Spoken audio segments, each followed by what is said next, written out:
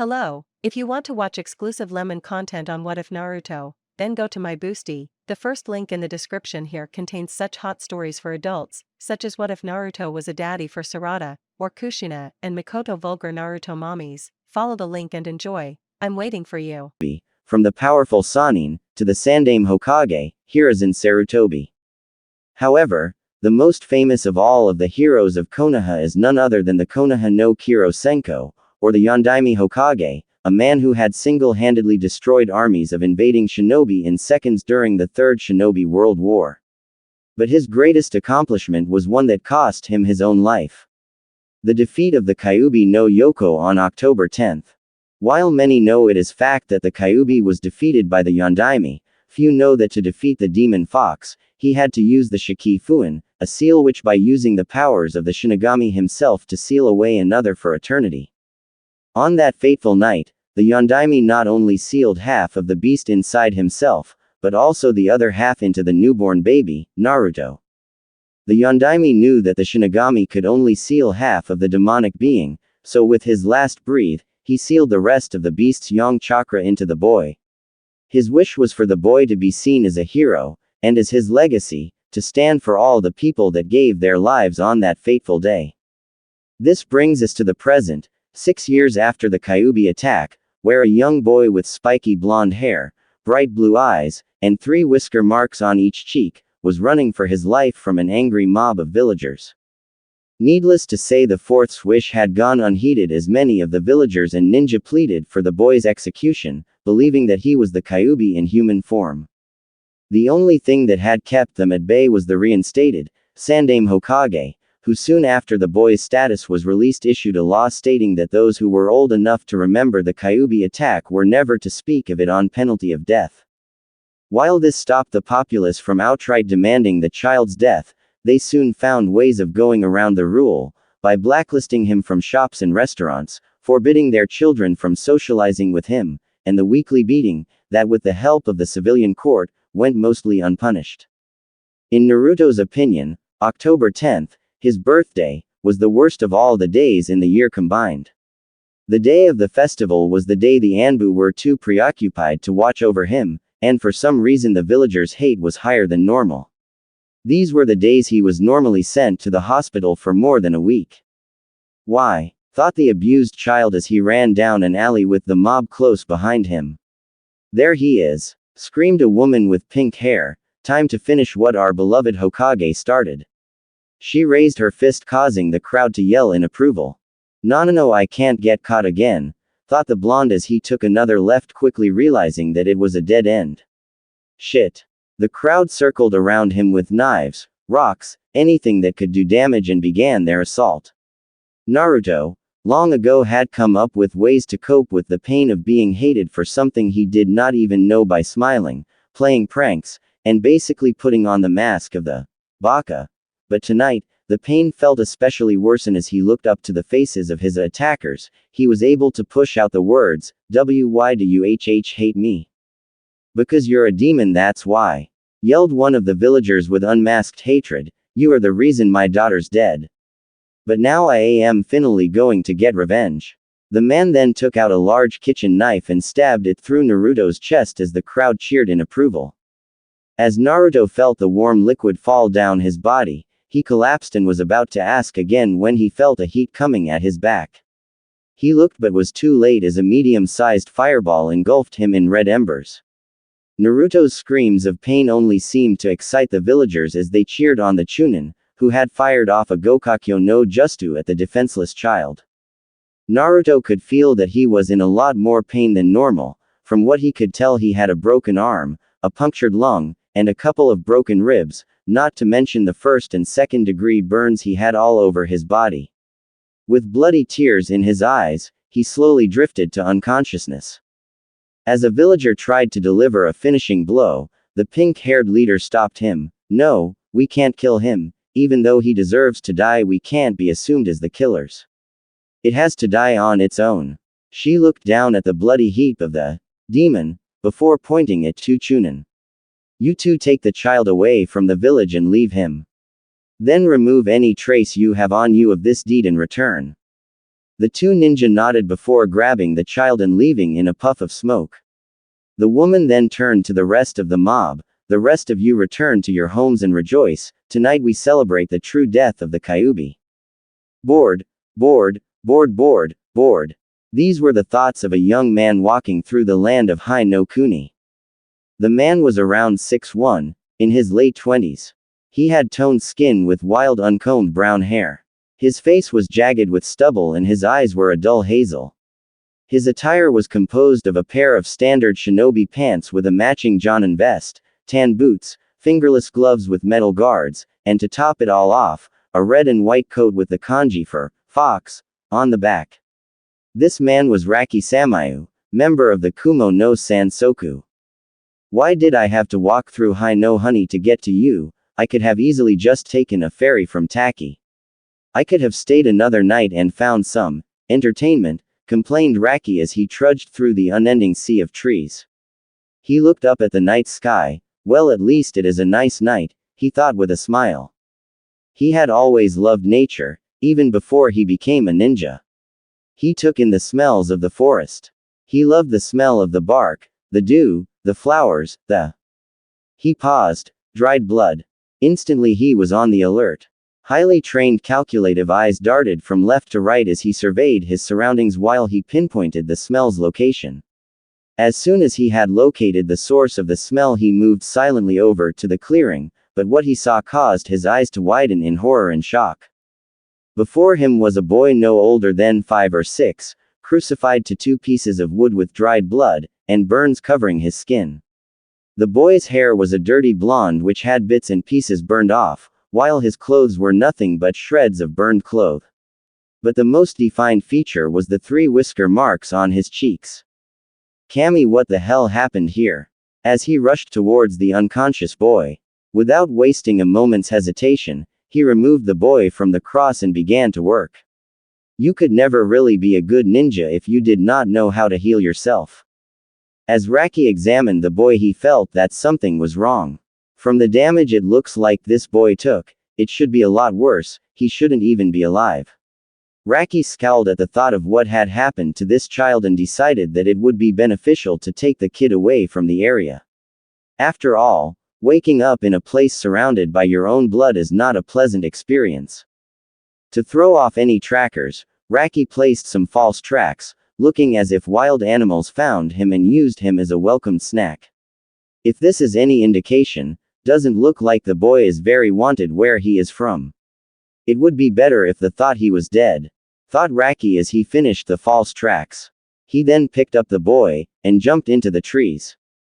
Raki was confused for the umpteenth time that night as he looked at the bandaged sleeping child by the fire.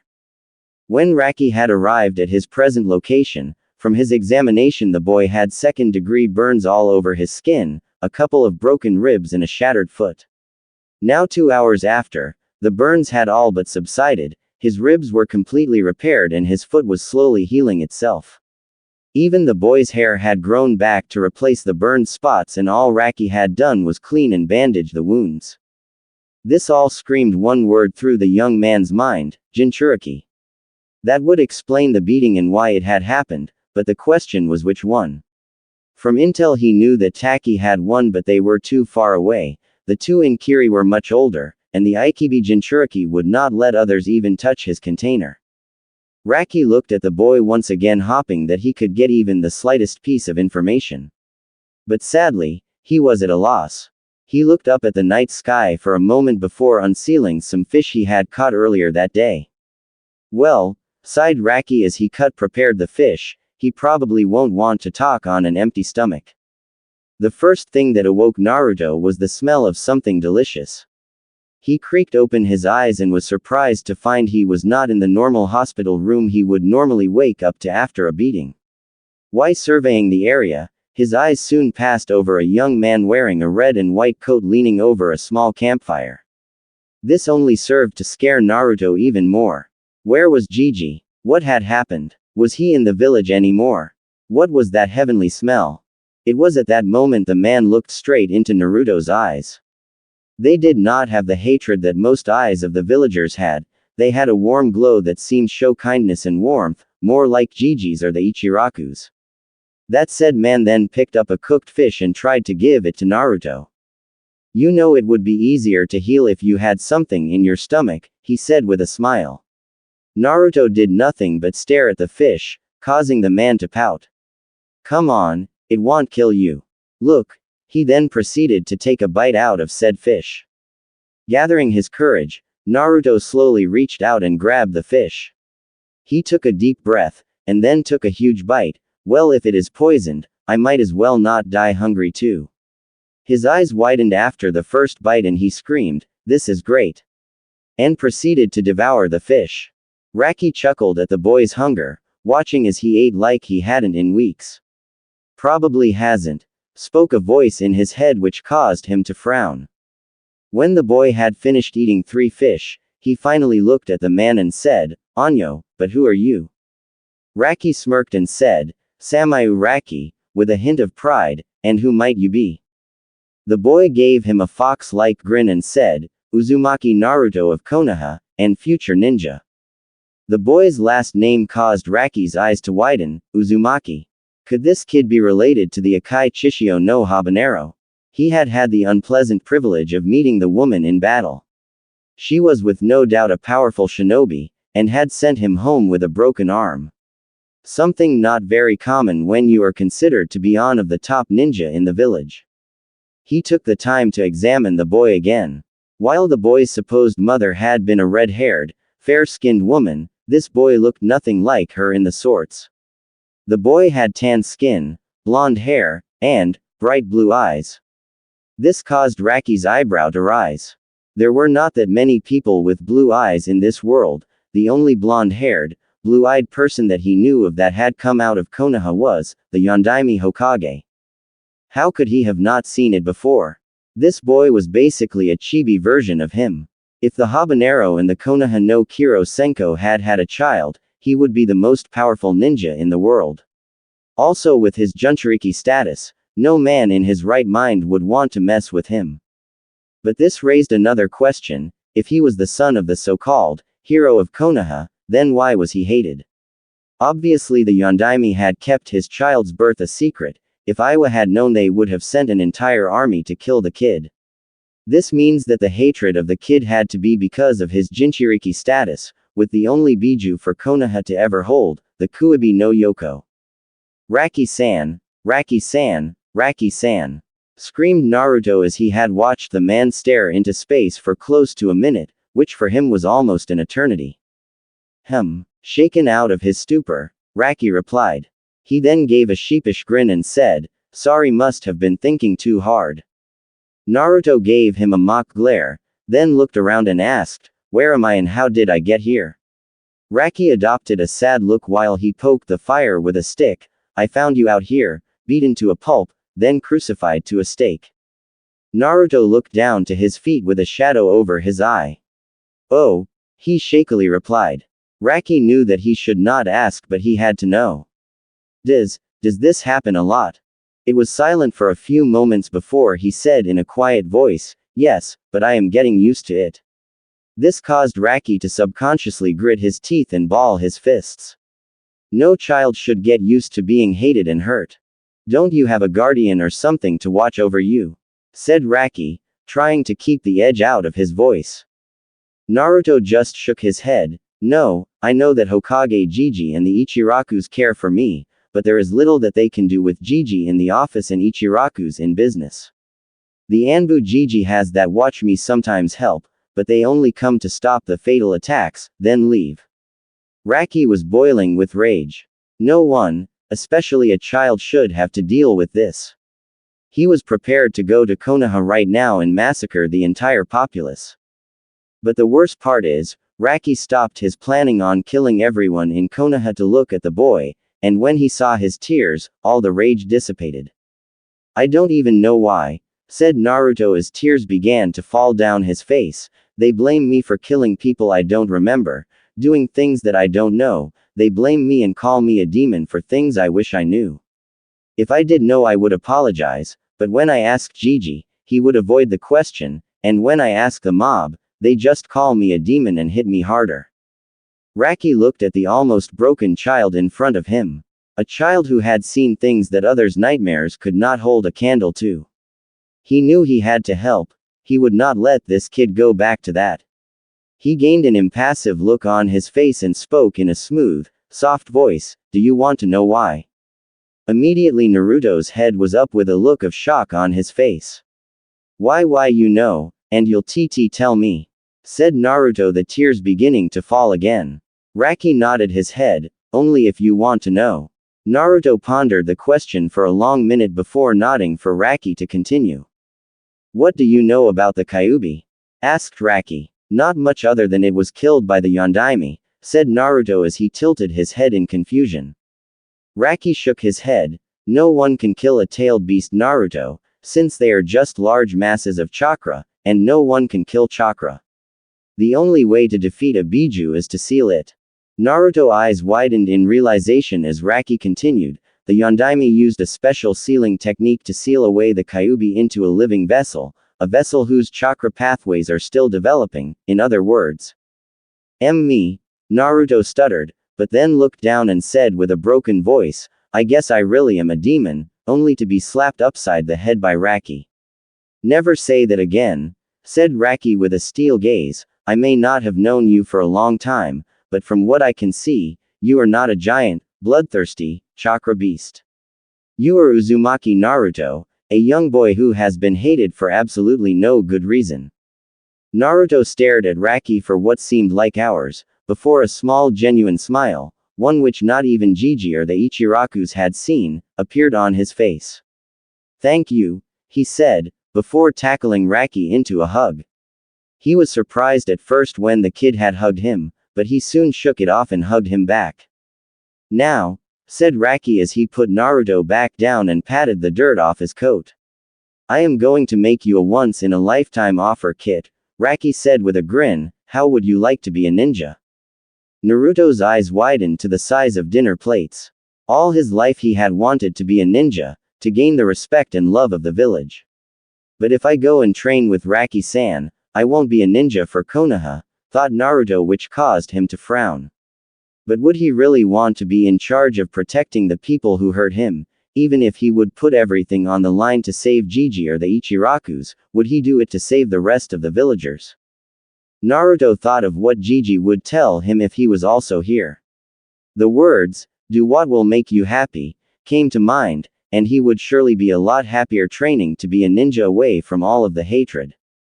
Naruto closed his eyes before opening with a new determined look. "Hi, I will go with you, Raki-sensei." "Ma," said Raki, putting his hands up in defense. "I'm not all for that respect stuff, Kit. Raki will just be fine." "Hi, Raki," said Naruto as he gave his new teacher a fox grin. Raki smiled at this, the look to the stars. "Well, Kit, you better get some rest. Tomorrow we leave this forsaken land and start your path to becoming one shinobi of Kumo." Naruto nodded before moving back to the sleeping bag, falling asleep almost instantly. Raki smiled at the sleeping kid before moving his gaze towards Konoha. Today marks the day that Konohagakure fell as the strongest of the elemental nation. You will soon know the great treasure you have lost, when your shinobi cringe in fear when the name, Naruto, is spoken. Remember this day, Konoha, for this is the day that Namikaze Uzumaki Naruto began his rise towards greatness. It had been 2 days since the festival, and Hiruzen Starobi, Sandaime of Konoha, was in his office filling out a seemingly endless pile of paperwork. Why do I need to sign off about what kind of dog food the Inuzuka clan feeds their dogs with? But this was not the reason he was upset. He had not been able to go see Naruto for his birthday. He had even gotten him an orange jacket as a gift. He was not worried about the boy. Naruto had made him a promise that he would not leave his apartment all day for his birthday, because he knew that was when the villagers were at their worst. Sarutobi frowned at the mention of the villagers. They had never liked the boy, and along with the civilian council had tried to make Naruto's life a living hell. Sarutobi still remembered the rage he felt when he found out that Naruto had been kicked out of the orphanage and had been living on the street for a year. The Shinobi Council was mixed on the subject of Naruto, while the Inuzuka, Akamichi, Nara, Aburame, and Yamanaka clan tried on many occasions to make Naruto's life a bit better.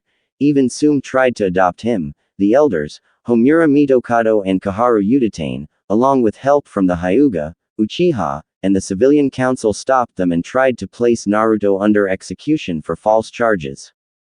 Danzo seemed to have his own agenda, always throwing in the idea of Naruto being used as a weapon for Konoha, or in reality, a weapon for Danzo.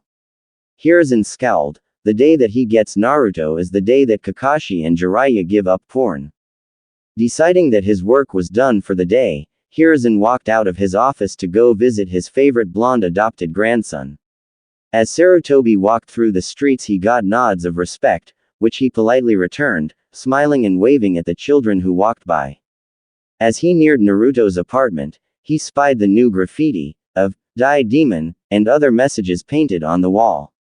Hiruzen sighed and continued to walk up the stairs of the apartment complex, mentally filling to place a D-rank mission to clean up the mess.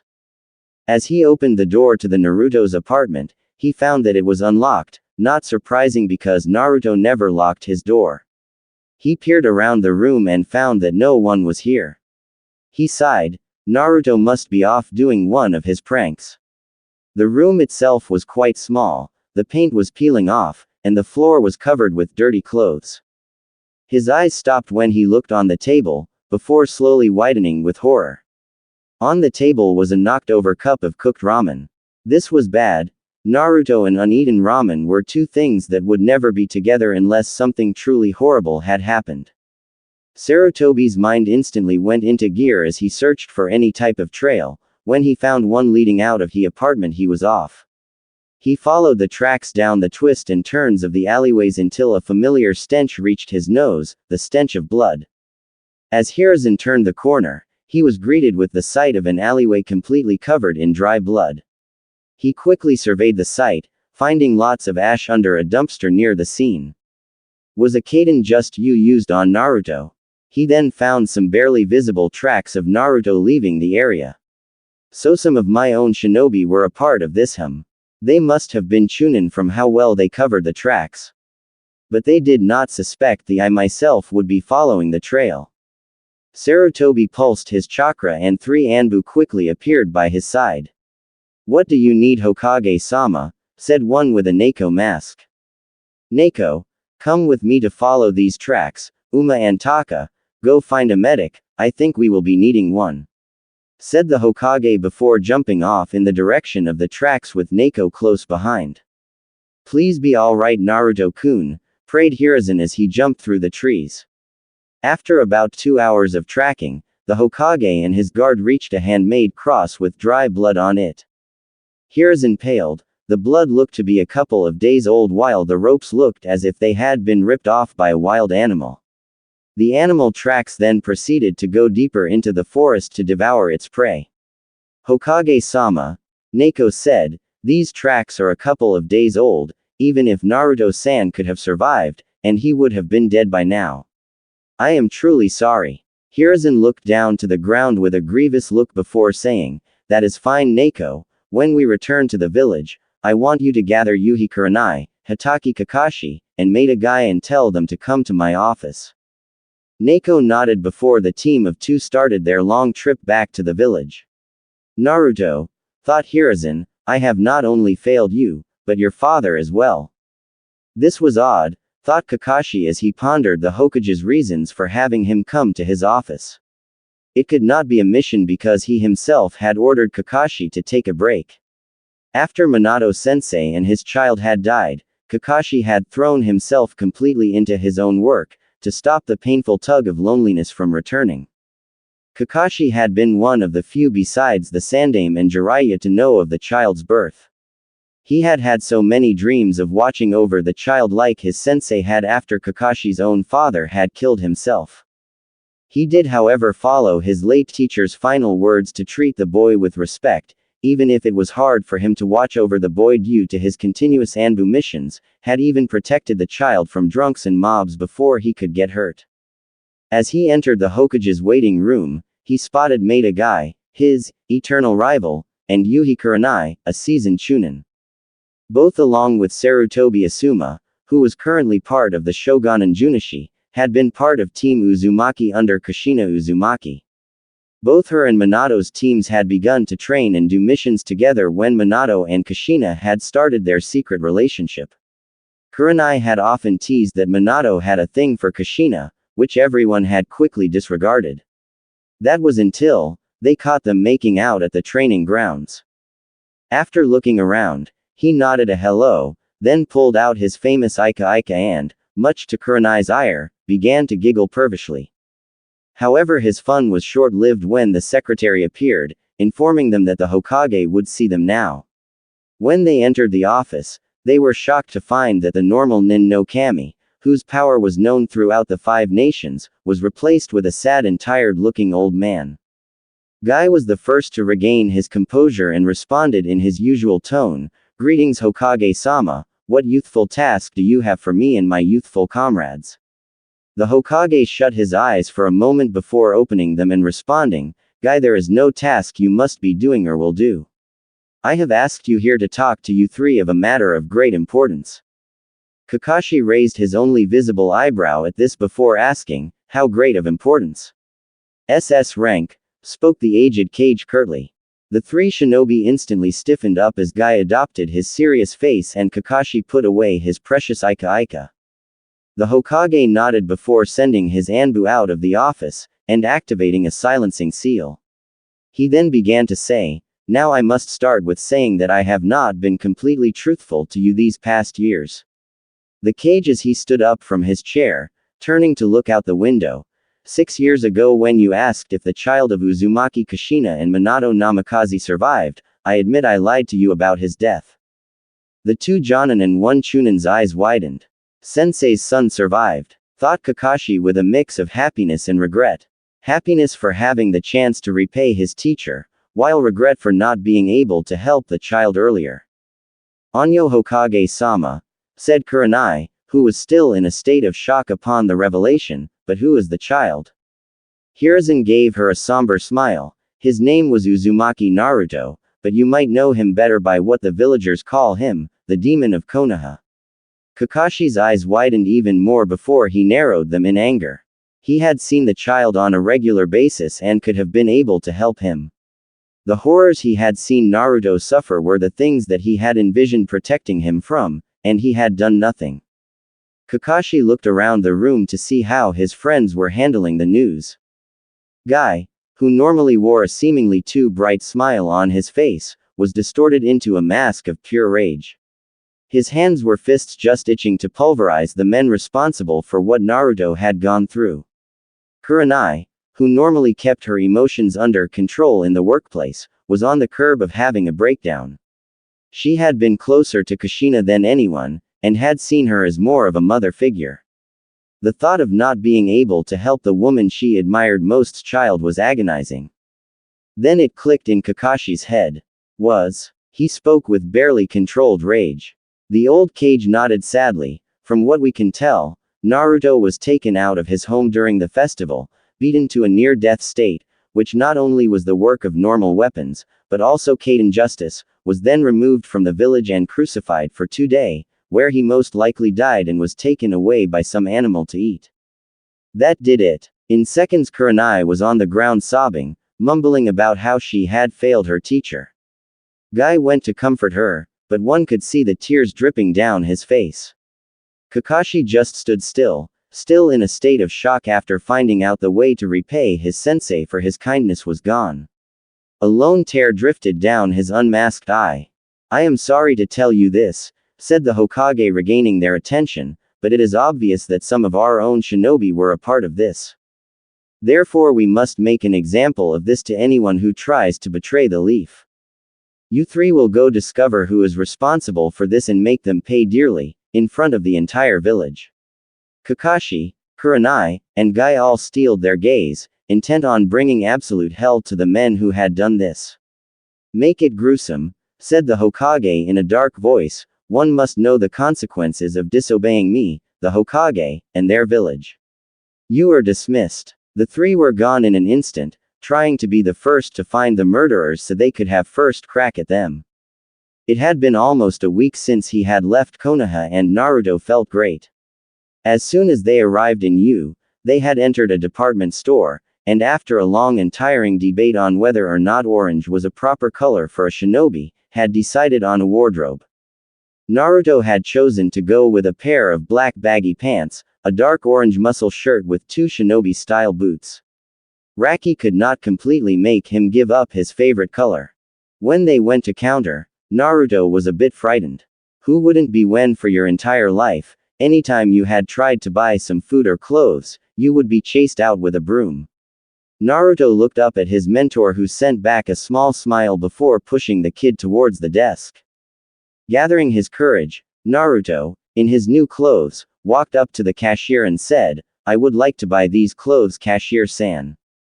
The woman looked down at the small blonde in front of her before her eyes widened like dinner plates.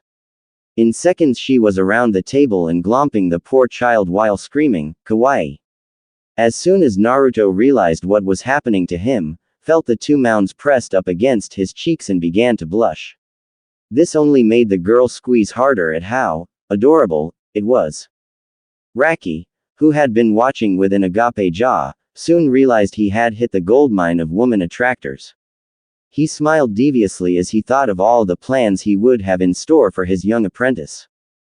20 minutes later, after the woman had finally released Naruto when he was about to go unconscious from lack of air, they were paying for their purchases with a large discount.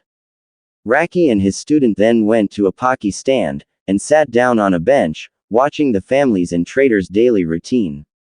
"Nay, Raki," Naruto asked, turning his whole body towards his sensei, "what exactly are you going to be teaching me?" Raki looked at the boys as he pondered his question, slowly chewing on his pocky. "What do you think it is like to be a shinobi?" he asked finally, returning his gaze to the crowd. Naruto was surprised but chose not to speak as his teacher continued. "A shinobi's life is full of death, danger and murder. We cannot avoid it, only learn to live with it." Raki spread his arms as to show the crowds of people in the square. "We kill on a daily basis.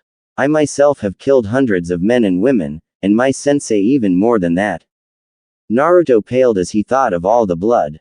"We kill, we must accept that," said Raki, still looking into the crowd, "but we must also find a reason to do what we do. Something to help get us through the night. For some it is money, others family, but trust me kid, you will not survive long in this line of work if you cannot come up with an answer. So I ask you," Raki turned to face Naruto, "why do you want to be a shinobi?" Naruto was at a loss. Before, he would have quickly said to gain everyone's love and respect, but that was not the answer he wanted. Living the life he had, you learned very quickly that it takes a lot of work to create true bonds. But when the bonds are built, they are not easily broken. This was the reason that Naruto had always treasured his relationship with Jiji, the Ichirakus and now, Raki.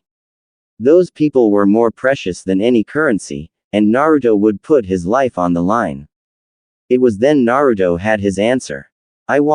He took a deep breath, "I want to protect my precious people." Raki just continued to stare at him, nonverbally telling him to continue. "I know I don't have many right now," said Naruto as he looked up to the clear blue sky, "but someday I will, and I need to be strong enough to protect them at all costs." Raki smiled at his student's words, "Nice kid, really nice. Well, you aren't gonna get that strong sitting on your," said Raki as he stood up, "time to start you on that path of yours, kid." Naruto gave Raki a grin, which he quickly mirrored as they set off to the canyon of the town. The outskirts of the village were very rocky and steep, but on the plateaus were wide, open green fields. Perfect for the training use of ninja, whose workout sessions would normally destroy the land around them. In the center of one of these plains was Raki, facing a giddy Naruto. "This is it," thought Naruto, as he bit his tongue to keep from yelling in joy. "This is the day I become a ninja. So what are we going to do? Maybe we start off with some high-powered justice. Maybe one that can turn a mountain to rubble, man that would be Suigo. Maybe a Su-mph." Naruto was silenced when Raki cupped his hand over the boy's mouth. Geez kid, why don't you just talk your enemies to death? That might work, said Raki as he rolled his eyes. Was I like this when a sensei taught us? He grimaced at the thought. Do you even know what chakra is? Raki asked as he removed his hand from Naruto's mouth. Chakra. Naruto tilted his head in confusion. No idea what you're talking about. Raki sighed. This is going to be a long day. No baka. Chakra. In all essence, it is the source of a Justu's power. It is basically the combination of physical energy, which is in every living thing, and spiritual energy, which is the combination of a person's experience and training. In other words, no chakra, no jutsu. Raki looked at his student to see if he had gotten everything, which thankfully he had. Good thing this kid soaks up information like a sponge. Raki smirked. Before we can do anything, you have to learn to find your own chakra, said Raki as he formed the ram sign. This is the ram sign. It is a hand seal commonly utilized to mold chakra. All you have to do is find your chakra and release it. Remember, we can't move forward until you have mastered this. Naruto nodded before placing his hands in the ram seal, and began to search for any form of energy within his body. You will feel a warm sensation when you find it. Don't be disappointed if you don't find it on your first TR. Raki started but was soon cut off by a large blast of energy. His eyes widened, and then quickly focused on Naruto. A large blue orb of chakra had amassed itself around the boy, but anyone could see the ever so often flashes of red that penetrated the blue. The orb of chakra soon dissipated however, and left a heavy breathing Naruto, smiling like a maniac. How was that? Naruto asked between breaths. Incredible, thought Raki as he continued to process what had just happened. Naruto has low Chunin level reserves, and he is only 6. If they continue to grow like that, imagine what kind of powerhouse he'll be when he becomes a genin. Raki chuckled at his student's enthusiasm. Nice going kid, but this will probably be one of the easiest things for you. Jinchuriki generally have higher reserves than most people because the demon inside them is just one great big spirit, creating giant reserves for their containers. Meaning that most of the main exercises we are going to be doing will focus around control, rather than building up your reserves. Naruto frowned at this new information, but comforted himself with the thought of how quickly he had found his chakra. Now comes the fun part. Raki grinned as he cracked his knuckles. Naruto paled. He was not looking forward to the next part of his training. Every morning at sunrise you will wake up and do 25 push-ups, 25 sit-ups, 100 punches for each arm and 100 kicks for each leg. Finally, you will then run for 2 miles before coming to me for chakra control and other drills. Naruto gaped. Are you insane? There is no way I will be able to do all that. Well, Raki's grin grew more sadistic. He put his hand on the ground where a large seal area appeared before calling out, Kuchio's no jutsu. There was a puff of smoke, and out came a large orange fox, easily the size of a horse. I could always have this guy chase you while you did your warm-ups. As if on cue, the fox started to growl and brand his teeth. Needless to say Naruto had already started. This continued for the next year. Every week or so Raki would up the regiment. His body, which was once malnourished and weak, was now strong and toned. He had grown a total of 3 inches after Raki had forced him to stop his all-ramen diet, standing well above the other 7-year-olds.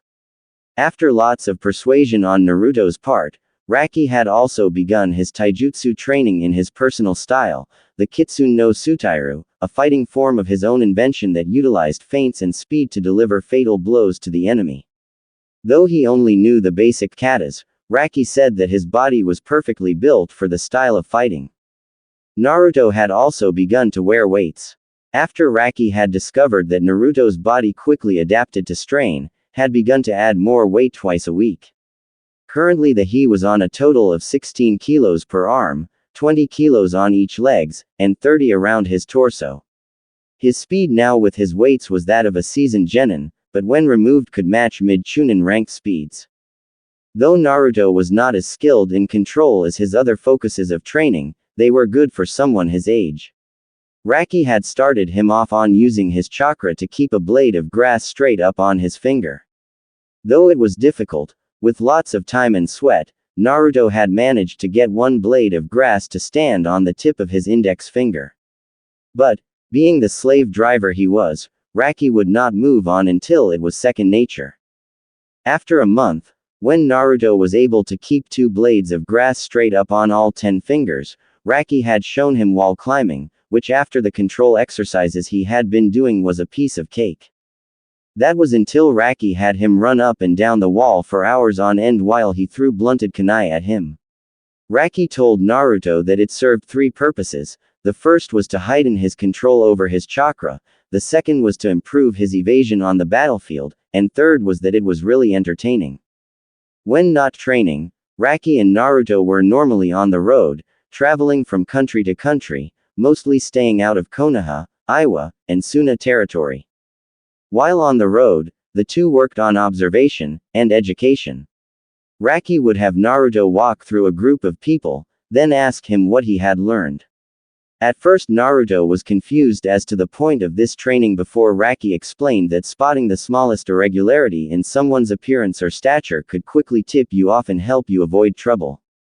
Raki seemed to value the blonde's education greatly as he constantly talked to him about geography, psychology, mathematics, human anatomy, politics, a session which Raki liked to call modified history Raki style, which only talked about great leaders and battle strategies, and Naruto's favorite subject, Fuin just you. Sealing seemed to be an area of specialty for the blonde. He had seen Raki seal some supplies into a scroll he had asked about it. Raki told him that sealing was a rare and complex art, few people knew how to do it properly and was a commonly sought-out trade in the ninja world. He went on to explain that unlike genjutsu or ninjutsu, Fuin just you had almost no limitations. All it required was skill and creativity. At the next town Naruto had gone into the local library and read all the books he could about sealing. Discovering that it required very neat handwriting, he began to work on his own until everything he wrote was crisp and clean. He had later that day made his first sealing scroll, which surprised him, because in the books Naruto had checked out, it had said that the art of Fuin just you took years to merely start, and he had done it in a week. When he asked Raki about it, he just chuckled then said something like father like son. Unfortunately before Naruto could clarify what that meant, Raki told him that they were going out for ramen to celebrate, which silenced all other thoughts in the blonde's mind. Today, after Naruto had finished his extended warm-up of 300 push-ups, 300 sit-ups, 500 punches with each arm and leg, and his 15-mile run, he walked up to Raki only to see a piece of blank paper in his hand. What are we doing today, Ero Masuda? Raki sighed. Over the past year Naruto had learned of Raki's high interests in the brothels, red light districts, and even the beautiful woman who happened to walk by in every town. Therefore, Naruto saw it deserving to call him Ero Masuda, because he was pervy, and Raki had had Naruto walk down the streets or in front the bathhouses to attract all of the women who just loved to touch his adorable whiskers. Quiet kid, today we start your ninjutsu training. Now this doesn't mean that we are done with your other studies, only that we will be focusing a majority of our time on ninjutsu because of your gigantic reserves. Naruto nodded with a blank expression on his face. During their trip, one of the things that Raki had drilled into Naruto's head was the difference between work and leisure. While on his days off or breaks Naruto was his normal happy-go-lucky, ramen-loving self. As soon as the training began, he was a mask of concentration and tranquility. Raki held up the piece of paper. This is chakra paper, he said as he waved it around. By channeling your chakra into it, you can see what type of chakra nature you have. If it burns you have Kaden, if it gets cut you have Futon, if it crinkles it is Raiden, Doden it turns to dust, and Sweeten it dampens. Raki handed the paper to Naruto who quickly started to channel chakra into it. The results caused both student and teacher's eyes to widen in shock. The paper had spilt in half and while one side quickly went up in flames, the other was crinkled to a ball that dropped on the floor. Was that supposed to happen? Naruto asked as he picked up and examined the paper ball. Raki didn't say anything but quickly put another slip of chakra paper into his hand and said, again. Naruto pushed chakra into the paper, and just like before, it split in half with one half burning to a crisp, while the other crumpled into a ball. Raki just stared at Naruto, silently contemplating the situation as he either rubbed his chin. After a few minutes Raki sighed before saying, "You are just a bunch of surprises, aren't you, Kit? You have 3 chakra elements, Futon, Raiden, and Kaden. Now you have a very high affinity towards your Raiden and Kaden affinities." Naruto tilted his head, and, so. Raki smacked his pupil, Baka, most Jonin only have 2 elements after years of training, to see 2 affinities in a child is rare, and 3 is close to impossible. Raki began to frown. This also brings up the question of what the Kyuubi is doing inside of your body. Naruto began to get worried. Anytime they talked about the fox he got worried. How could he not when that thing had been the cause of all the pain he had experienced? So what are we going to do about it? Not we, Kit. You, Raki said as looked up at the clouds, a quirk he picked up when he was debating with himself on an important matter. He looked back down at his shocked student, before, in a blur of speed, moved behind his student. You're gonna have to deal with it and him yourself. Before Naruto could get another word in, Raki delivered a quick chop to his troika, knocking him out cold. Raki looked at his unconscious student before picking him up, and slowly placing him against a nearby tree.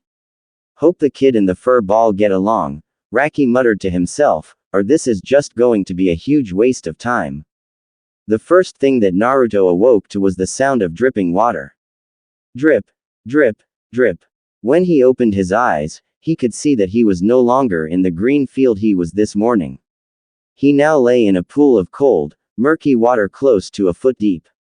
As he picked himself up from the floor, he realized that none of his clothes were wet, meaning that either this was a genjutsu, or he was somewhere else. As his eyes adjusted to the light of the tunnel, he could see his surroundings more clearly.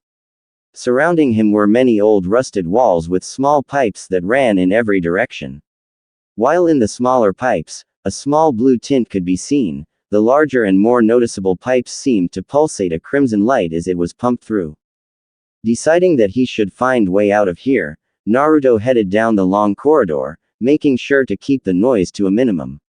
He had no idea where he was or how he had gotten there.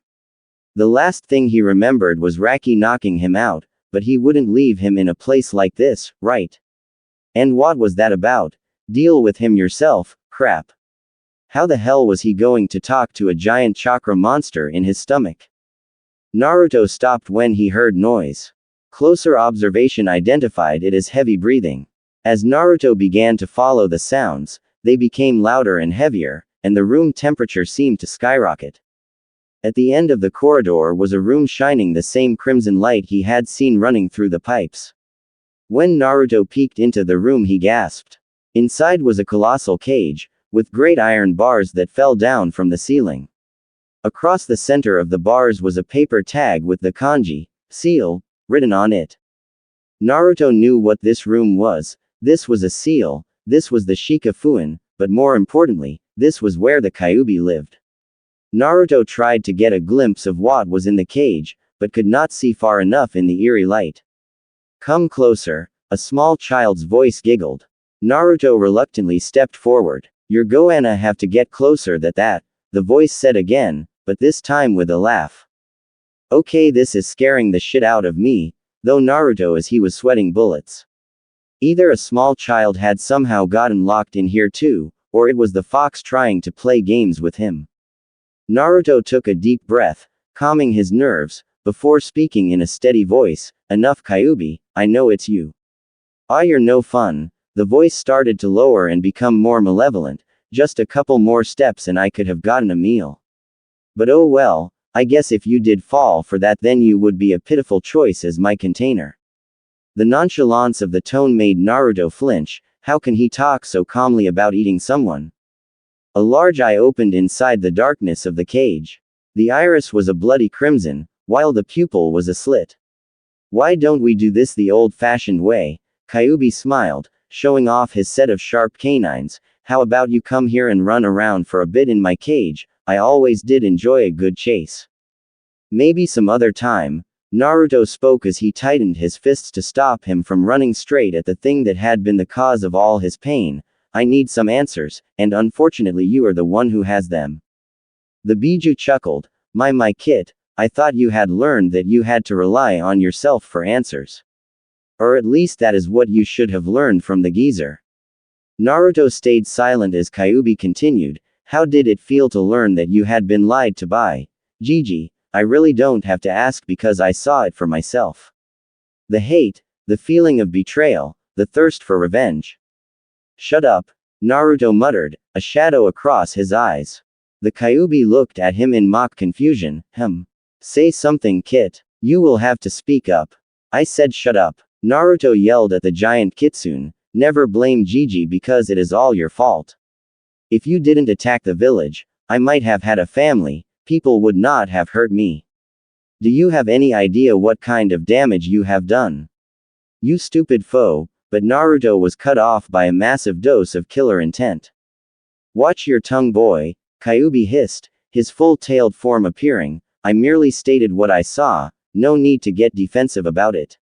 Also, I never hurt you, the villagers' own fear and misguided hate did. Naruto seemed to widen at the fox's point of view. On the contrary, the fox spoke, I was the one who healed your body from those attacks. If anything, you should be thanking me for not allowing you to die for 6 years. Naruto took a couple deep breaths to disperse his anger. Thank you, he finally said, though a bit forced, but we still have some things to discuss. Kyuubi grinned at his victory before nodding the boy to continue. Where are we? He asked first as he turned to look again at the sewer. I see no harm in telling you that, the Kyuubi mused, this is called a mindscape, a section of your mind that the seal has constructed to help us communicate. It may look like a dump, but I blame the villagers' treatment, causing you to grow up with a bastardized vision of how the world is. A large tail pointed at one of the large pipes on the ceiling. These pipes have both your small and minuscule chakra, and my overall superior chakra. From what I can tell, this seal has been siphoning off my own chakra and assimilating it with your own supply, making it continuously grow larger. Naruto nodded as he processed the fox's answer, so eventually, my reserves will merge with the rest of yours, and you will disappear. He asked hopefully. The kitsune scoffed, Kit, even if I was forcing my chakra through the seal constantly, you would not live long enough to completely merge. In other words, you're stuck with me until you die. So you still have some control of your chakra? Questioned Naruto. I'm surprised that the seal would allow that. Kyuubi grew a prideful smile. No power is absolute, Kit. The seal could not take away my entire reserve on threat of also moving some of my mind along with it. But honestly, my traits is still entering your body as we speak. Naruto's eyes widened. Wait. Your thoughts are entering my mind right now. How do I get you out?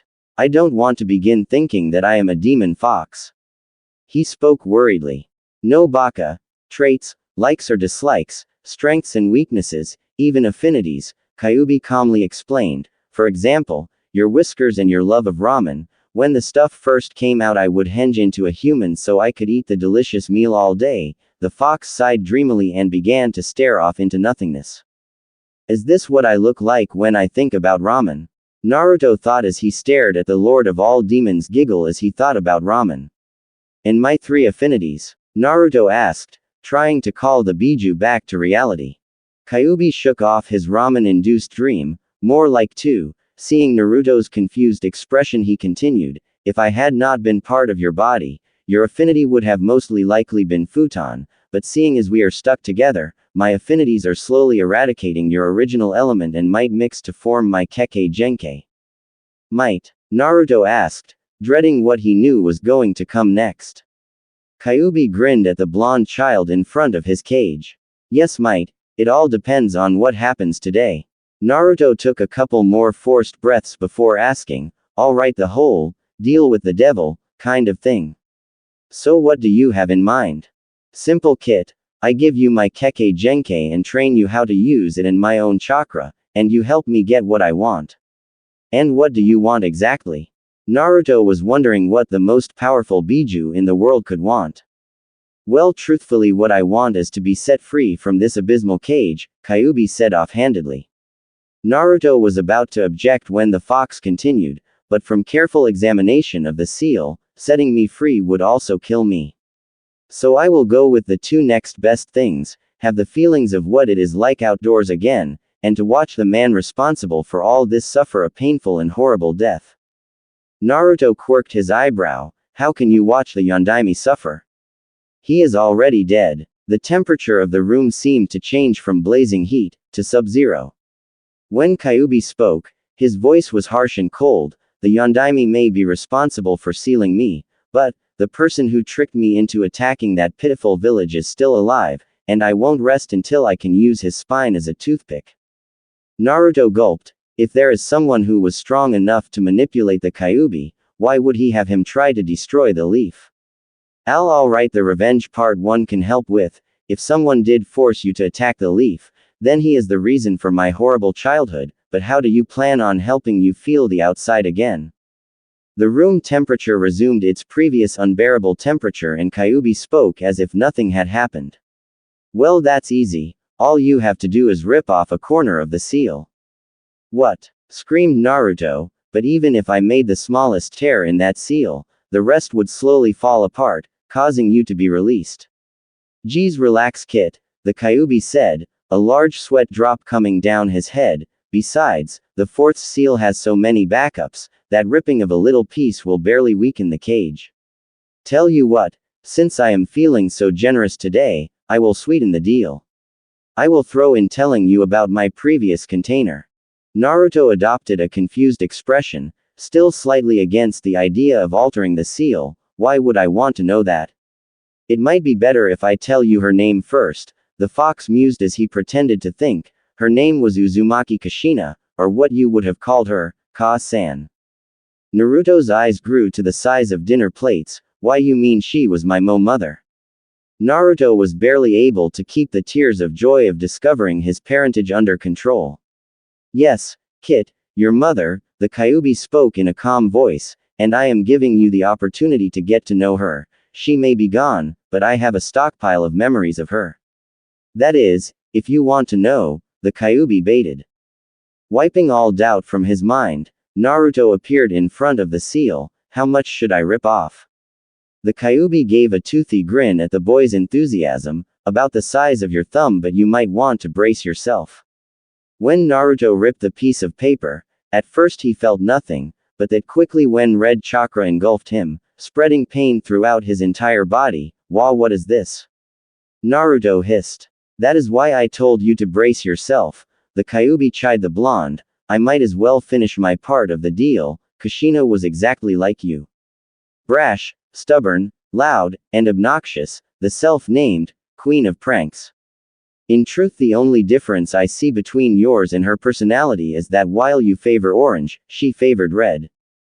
Though Naruto was in a great deal of pain, he allowed a small smile to cross his face. Thank you, Kyuubi-san. Those were his last words as he drifted off into dreamless sleep, leaving a stunned Kyuubi. Kyuubi-san, huh? The fox chuckled to himself. The kid may have promise after all. The Kyuubi then left to begin his surprise to the kid when he woke up. Your child will not be weak, Kushina-san, I owe you that much. When Naruto awoke, his entire body felt sore. He groaned as he pushed himself up to a sitting position. He then began to go over all that had happened. Was it all a dream? Suddenly a familiar voice spoke inside his head. No, Kit, it was all real. Kyuubi, Naruto said, looking around, trying to find the location of the voice. Wow, Kit, just when I was this close to acknowledging that you have some brains, you had to go baka on me. Don't you remember our deal? Everything you see, feel, hear, and touch, so will I. The only response he got back was a grumble and something that sounded like, Kitsuntem. Great, Kit, you're up. Naruto turned to see his master, Raki, leaning on a tree chewing some pocky. If you had slept any longer, I would have gotten to go through with my plan to use you to hit on nurses at the hospital. You really need to wake up faster. Thanks. I'll remember that when you knock me out next time, Naruto said sarcastically, which Raki just held up his hands in mock defense. Sorry Kit, but it had to be done. The only way to meet your Biju without previous contact is to either be unconscious, or in a life or death experience, and believe me, you would have looked a lot worse if I had thrown you off a cliff. Choosing to ignore his sensei's comment, Naruto steadily stood up. Well, in the end it worked. Raki's face lost all playfulness as he entered his ninja mode, waving at Naruto to continue. Naruto then went on to talk about his meeting with the Kyuubi, the deal they had made, and the discovery of his birth mother. Throughout the explanation, Raki just stayed silent, every so often nodding his head. When Naruto had finished, Raki sighed, well, I guess I was correct about one of your parents, but the name, Uzumaki, should tip me off sooner. Naruto glared at his teacher, so you knew and didn't tell me. Raki just sent a glare back, it was only a thought, what if I had been wrong and had brought up your hopes for nothing? Naruto flinched before looking down at his feet, sorry about that. Raki's glare lightened upon seeing Naruto's reaction, and gave the boy a smile, just take it easy Kit, it must be tough to learn about your family considering the life you had, but what I would really like to know is the Kekkei Genkai that Kyuubi-san talked about. In a way it is pure genius, mused Kyuubi, by combining my Raiden and my Kaden chakra types, I have created something I like to call, a Kai Inazuma. It is generally an undefeatable element, futon attacks that would normally beat a Raiden attack, actually increases its power. Also when the attack hits, it causes a burn that spreads throughout the body, slowly turning your opponent's chakra system to ash. In simpler terms, all of your Raiden justice are a lot stronger than normal. Naruto relayed what the fox had said to Raki, who began to grin in anticipation. Well, good news, bad news, Kit. The good news is that Kumo is known for their Raiden justice, the bad news is that your training just got a whole lot harder. Without warning, Raki threw a paper bomb at Naruto's feet, which barely gave him enough time to jump out of the blast range. Turning to look at his teacher, who had a sadistic gleam in his eye, said, you should run now Kit. Naruto paled and Kyuubi began to laugh, oh, this is going to be fun. Kakashi walked down the main street of Konoha reading his Ika Ika. If one were to quickly glance at the man, they would see nothing different from the day before, but to those who knew him, they could see that he was troubled. Things had not been going well for Konoha. Naruto's death had caused a drastic change to the people he knew. After his mission to find Naruto's killers, he had found them quite quickly. But instead of putting up a fight, they just walked through the street, yelling to the crowds of their deed, many cheered. When their trial was brought up, despite some of the clans and the Sandaime, the civilian court had issued them a pardon. Counselor Haruno had even recommended that they be promoted to Jonin for doing a civil service. It took both Kakashi and Guy to stop Kurenai from trying to place one of her most horrifying genjutsus on her. That night there were parties throughout the streets celebrating the true demon's death. Seeing as the boy was dead, the Third's law no longer had any sway with the villagers, who proceeded to tell their children the so-called truth about Naruto, causing two sides to form, the ones who thought that he was really a demon in disguise, and the ones who saw him as the protector of the village, forever holding the Kyuubi at bay. Kakashi's single eye narrowed a bit as he thought of the villagers. Over the past 2 years he had grown to hold a slimmer of hate towards the ones he was sworn to protect. He now only spoke with a select group of Jonin outside of missions. To make matters worse, his Anbu service almost up, and would soon have to quit to become a Jonin sensei for the last Uchiha. The Sandaime who was once ever kind and compassionate was gone. In his place was a powerful leader, who would do anything to protect the village. Or at least to some, Kakashi mused as the Sandaime had kept his warm smile for his Anbu, family, and some of the Jonin. Guy had become even more enthralled into his own youth, as he trained, fought, and challenged Kakashi to menial tasks more and more often. When asked why, he would just say that he was reclaiming the youth that should have been Naruto's. The Ichirakus, when they had heard about Naruto's death, had closed the store for 2 weeks. When it reopened, a small shelf was set behind the counter, with a young Ayame and Naruto smiling at the camera, with a large bowl of ramen in front of them. Anyone who insulted the boy, or the shelf was immediately kicked out. Kakashi admired them for staying so strong even in the face of darkness. Kurenai was the most affected out of everyone. She felt that she had failed Kushina and proceeded to push herself further and further into her work. An all too similar reaction to Kakashi. While she had always been well reserved with her emotions, she completely withdrew from outside contact with everyone but her best friend, Anko, Kakashi, Guy, and Asuma, who had returned from his time outside of the village, and when he had heard of Kushina's child's death, was set to leave again. When Kakashi looked up from his book, he realized that he had walked all the way to the Hokage's monument, but more specifically, an iron shield welded into the rock.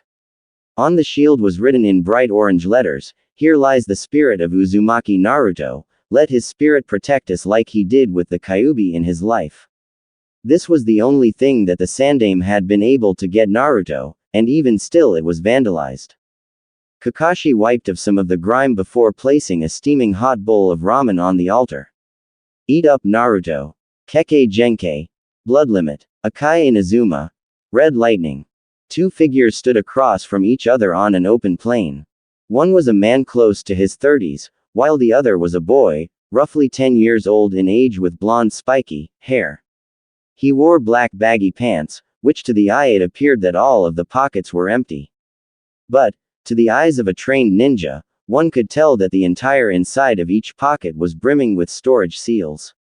The boy also wore a tattered, dark orange muscle shirt with a white lightweight, zip-up sweatshirt, with gray storm clouds running down the arms. The two opponents were Raki and Naruto, nearly 3 years after the first contact with the Kyuubi. Raki smirked, then signaled Naruto to begin, at which point the blonde gave a quick calculative glance around the area before charging. Naruto jumped at his teacher with the intent to kill, aiming a punch at Raki's head. Raki easily moved, dodged the attack and went for the unguarded side of Naruto's body with a quick chop to the neck. However, Naruto saw this coming and grabbed Raki's wrist, and used its momentum to pull him over his shoulders. When Raki was right on top of his back, Naruto jumped into the air, twisted, and tossed his sensei into the ground. Naruto grinned at his accomplishment, but it quickly melted away when he saw Raki standing in a crater, picking the dirt off his nails and looking quite bored. When Naruto landed a couple of feet away from Raki, he glared at the fact that he was barely taking him seriously, but quickly calmed himself to think up a strategy to defeat him. However, he did not have this luxury, because just then Raki appeared in front of him, engaging him in a fierce series of jabs and kicks. Naruto dodged the ones he could, but still a few managed to hit him in the gut, knocking the wind out of him. After a few minutes of dodging, Naruto finally managed to get far enough away from Raki to place his plan into action. Thinking fast, he quickly produced 4 Raiden Bushinens, which moved to various locations around Raki. When all of them were in position, the clones to the north threw a group of kunai straight at Raki. He dodged them easily, but then at the last moment noticed a small hissing noise coming from one of the projectiles. He turned to see a seal tied to one of the kunai. Paper bomb, he thought before jumping out of the blast range. When he looked back, he saw another cluster of paper bombs flying at him, which he dodged again. What is he planning? Raki thought as he proceeded to play cat and mouse while trying to watch all 4 Naruto, who all had a similar grin plastered on their faces. After a while Raki was getting irritated, so this time when he saw the kunai coming, he took out his own kunai and started to bat away the barrage, before using his expert aim to throw and aim his kunai through the paper bomb's hole, pushing it towards one of the Narutos. When the paper bomb went off, the clone was discharged in a spark of lightning. Raki slowly stood up, taking some breaths to relax himself while he looked at the remaining clones, who had all lost their smirks. Nice plan to begin with, Kit, he complimented. You use your Bushinens as markers, to continuously throw explosives at me, keeping me moving, slowly causing me to tire and make it easier for you to hit me. However, it is going to take a lot more than that if you want to surpass me, he boasted. But his fun was cut short when he felt a presence coming at him from behind.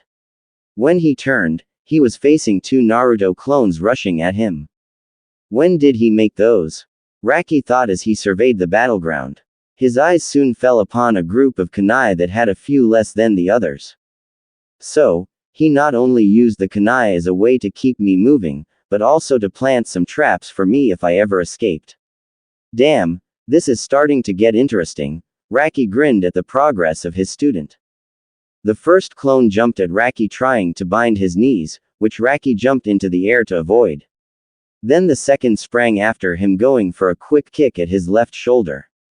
Raki grabbed Naruto's fist, then spun to throw the clone away, sending him and the clone in opposite directions.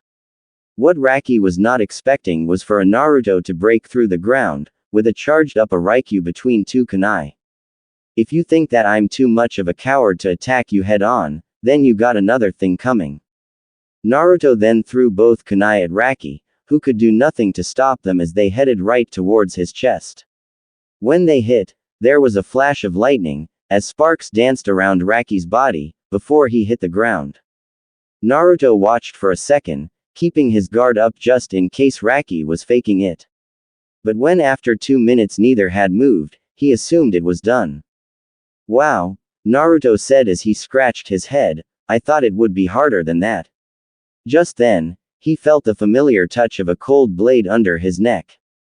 It never is Kit, Naruto cursed. Kneeling right behind him was Raki, with one kunai pressed to his jugular, while the other was pressing down hard on his kidneys, both vital spots. As I said before, your planning and strategy was good, continued Raki as he pressed the kunai a bit deeper into his throat, making it a bit harder for Naruto to breathe. If you were fighting a Chunin-level shinobi, you would have won with that combo, constantly moving your opponent around, making them think that they are making the choices to jump where they want when really, you are positioning them closer and closer to you, so you can jump out and surprise them. However, you forgot that since I am considered to be AS rank nin, those tactics would do little against me. Also, when you dropped your guard around my body, you left yourself open to attack, Raki chided as he removed the blades from Naruto's neck, allowing him to breathe easier. The beginning and the end of a battle are the most important parts, said Raki as he proceeded to readjust his bones with a loud series of cracks. We are ninja, we never play by the rules, so odds are we are never going to go down alone. Naruto nodded as his eyes were focused on a blade of grass near his feet. Now then, Naruto looked up to see the devious smile of his teacher. I believe we made a deal this time about whether or not you would win, All the blood from Naruto's face instantly drained. In seconds he was at Raki's feet, begging for him to reconsider. Please Aro Masuda, anything but that. Do you need any help hitting on the women at the bathhouses? Market, anywhere. Just anything but that. Raki's grin grew larger. Nope Kit, this was the bet. If you won, I would not go to another brothel for 2 weeks, but if I won, oh the excitement is killing me. He began to laugh at Naruto's horrified expression. I'll say it slowly just to savor the moment. No, ramen. For 2 weeks. Naruto's world shattered when he heard those words. No, he screamed as large anime tears fell down his face. Damn it Kit, do you see what you've done? Ranted the Kyuubi from Naruto's mindscape. Why would you bet such an important treasure? Now what are we going to do? The fox was near a mental breakdown of its own at the thought of being separated from his precious. I had no idea he would follow through, I swear, Naruto thought back as he cried over the loss of the first love of his life, ramen. Seeing that this was not going to end soon, Raki shrugged before grabbing his student by the hood, and dragging him back to the village. Naruto glared at the bowl of udon in front of him. When the pair had arrived in town, they had decided to grab something to eat. They were currently on a small coastal town of U. Raki was leaving to go gather some information for Kumo for a couple of months, so this would be Naruto's temporary base of operations where he would eat, sleep, and train. Naruto shifted his gaze to his sensei, which just to irk him, had gotten a bowl of miso ramen, his favorite. Now many people would argue that there was not a ramen flavor that he didn't like, but Naruto would just respond by throwing a couple of shuriken at them. It was not his fault that all ramen was delicious. Raki ignored the glares his student was giving him and continued to focus on his meal. After taking a purposely loud slurp, he turned a lazy eye and analyzed Naruto. His build was larger, anyone could tell from just a glance. His eyes darted around the room at a fast pace while his fingers twitched at the slightest irregularity. Across his face was a black mask that covered the nose and mouth. After multiple instances of different Naruto fan clubs popping up in the towns that they had visited, much to Raki's displeasure, Naruto had started to wear a mask to keep the fangirls away. They were getting smarter though, they had started to track his location. After Raki had cleaned his bowl, he stood up and walked to the door. He threw some keys over his shoulder, which Naruto caught without hesitation. "Those are the keys to the room I booked, it is already paid for, so don't piss them off." He turned back so he faced his student. "I have something I want you to work on for the next month, so when you are done, find me." Raki then popped out of existence, leaving nothing more than a smoke cloud. Naruto sighed as he realized that this was another part of his training, being able to find people by their scent. He paid for his and Raki's meal before taking to the rooftops in pursuit. After half an hour, Naruto had followed Raki's trail to a small clearing in the forest, surrounding the town. There waiting was Raki, holding a blunt katana, and a large scroll. The katana was quite bare. Naruto could tell that it was a practice blade, a substitute for a real blade when the wielder was ready. However, the scroll was a different story. The bindings were a rusted red, while the parchment looked faded but still legible. Along the side was a red fox with its tail splitting off to intertwine around the scroll. "Finally, Kit, now we can begin," said Raki, while Naruto shot him a not-so-subtle glare, but it quickly disappeared when Raki's face schooled itself. "Today, Kit, you will be taking another step towards replacing me as the Kitsune Sennin." Raki rolled out the scroll on the ground. Naruto could see Raki's name written on the parchment, along with 4 or more other fading signatures. "This is the Kitsune summoning contract," Raki said as he traced his finger along his own name. "I found this on my travels, and was one of the rare few allowed to sign it. The foxes are very picky in their summoners, and as you can see, few have ever been chosen. They want their partners to be strong, cunning, and have good intentions, and if they choose you as a summoner, then you will have a strong ally." Naruto nodded, soaking in all the information as Raki continued. "Foxes, while not one of the strongest with brute strength, are the smartest out of all the other contracts, constantly tricking and confusing their enemies into falling into traps.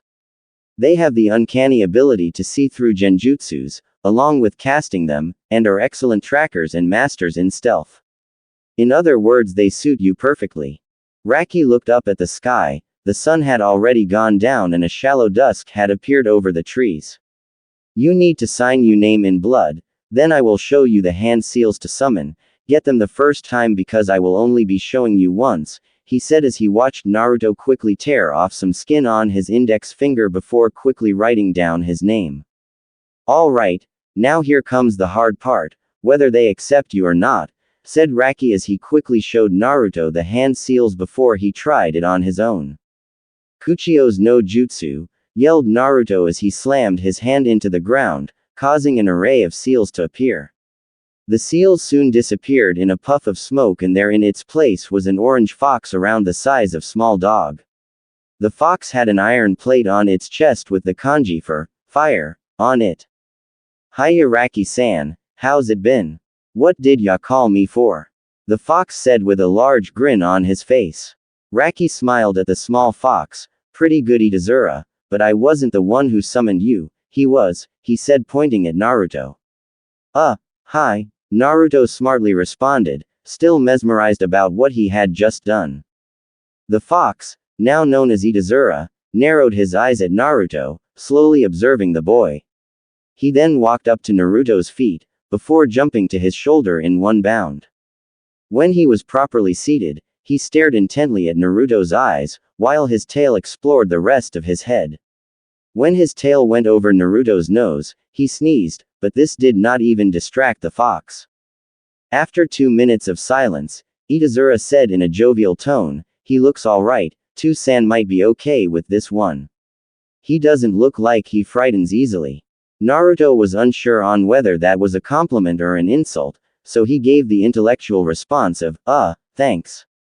Itazura just grinned back, "Don't mention it, just don't be a weakling. I would hate to have my familiar be a little sap that gets beat up all the time." This got Naruto pissed. "What did you say, furball?"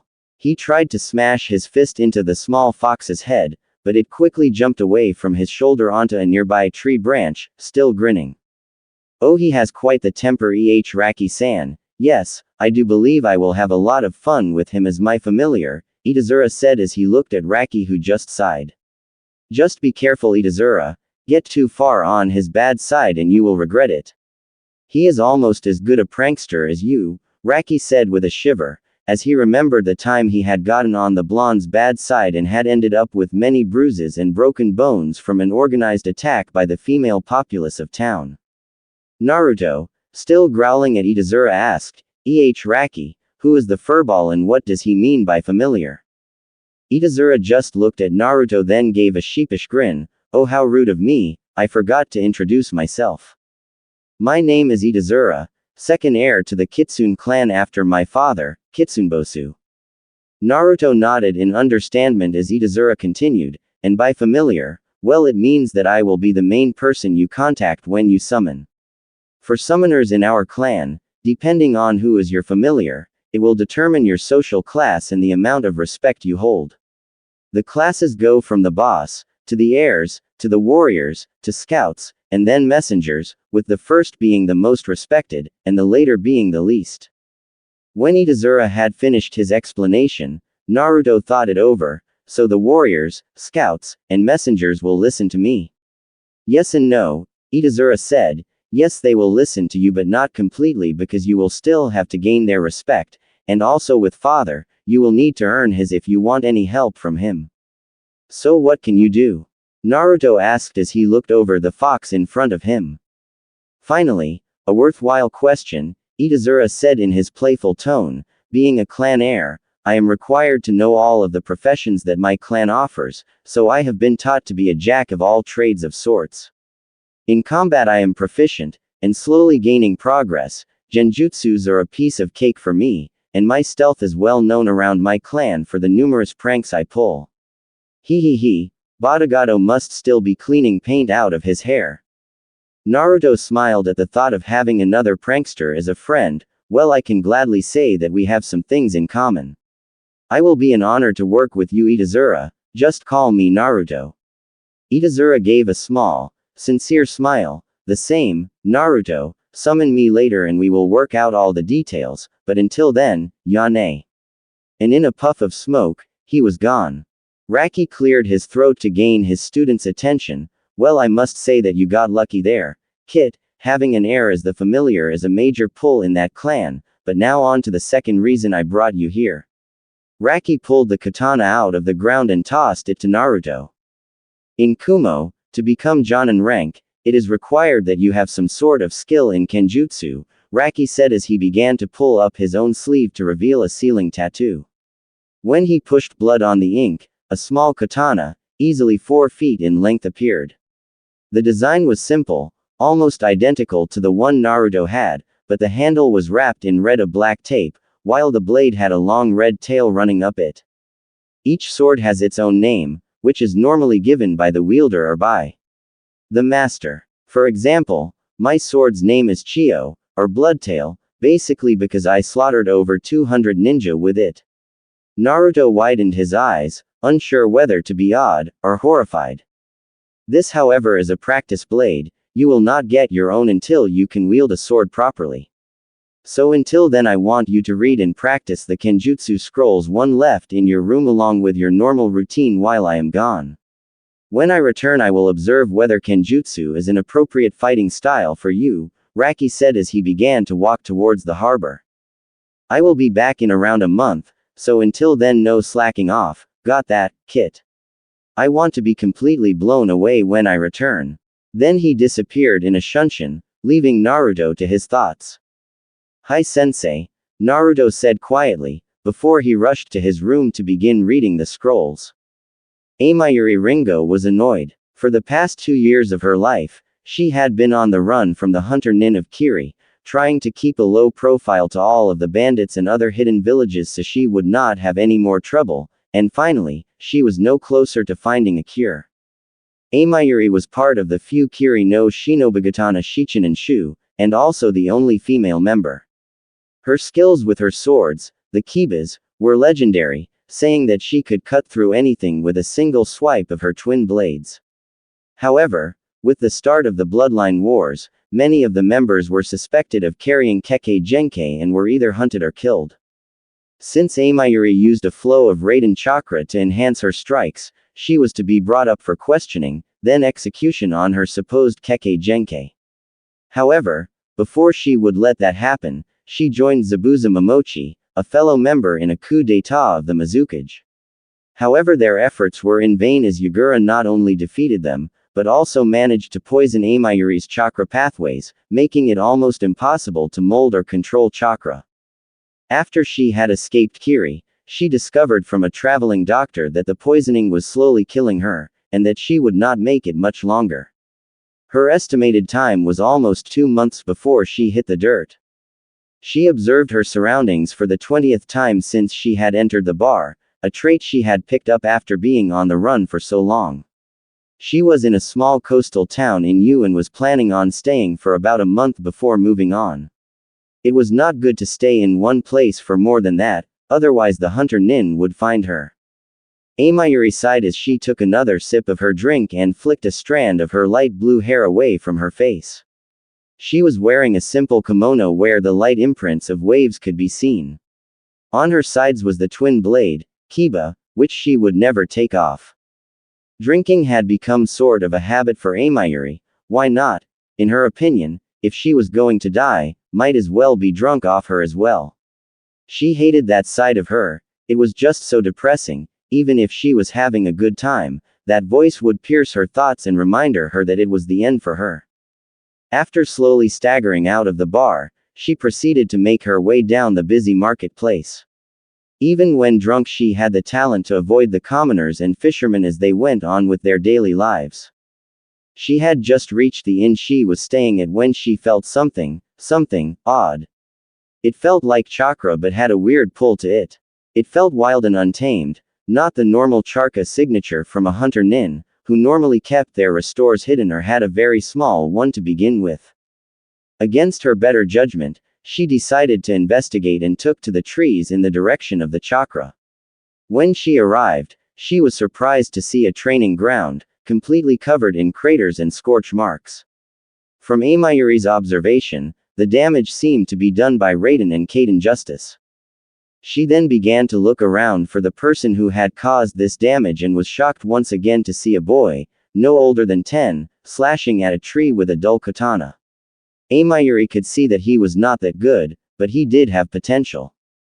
The boy stood in a white sweatshirt and ninja pants, breathing heavily as sweat dripped down his body.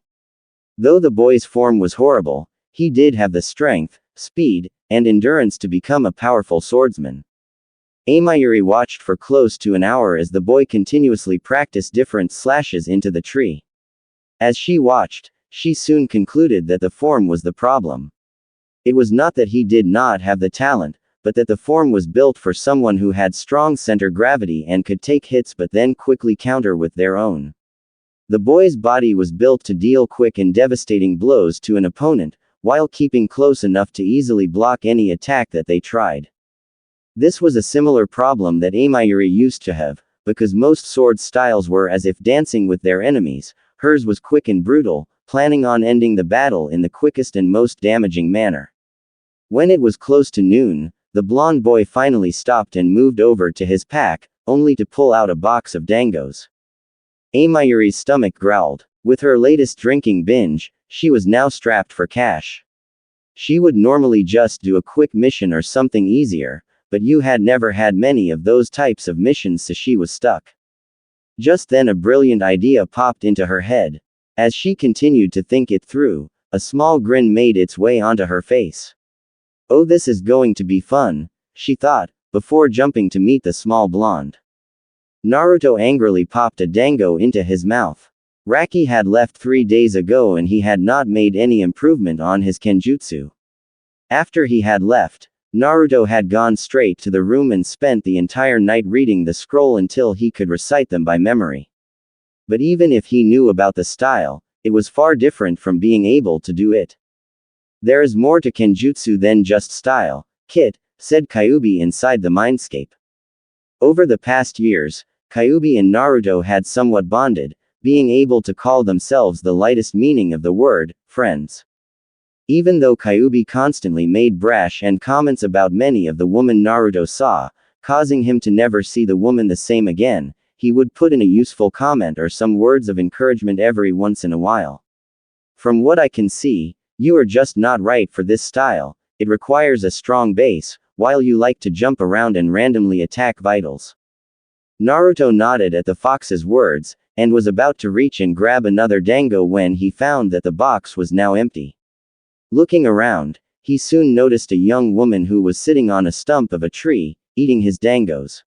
She had light blue hair with pale hazel eyes, her kimono was plain except for a light arrange of waves that were the texture of the dress. Her stance, though relaxed, expressed a feeling of respect. Thanks for the snack, the woman said as she finished off the last of the treat.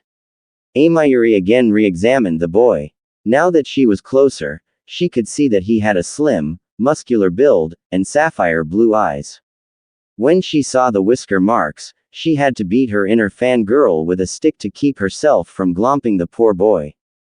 When Naruto finally regained his shock of being snuck up on, he took an offensive stance, ready for attack. Who are you and what are you doing here?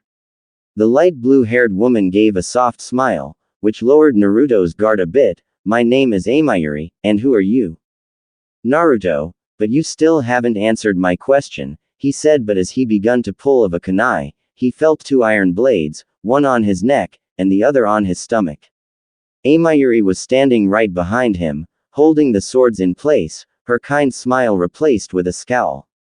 It is not very polite to pull a dagger on a stranger, Naruto-san. Her voice was so cold that Naruto shivered.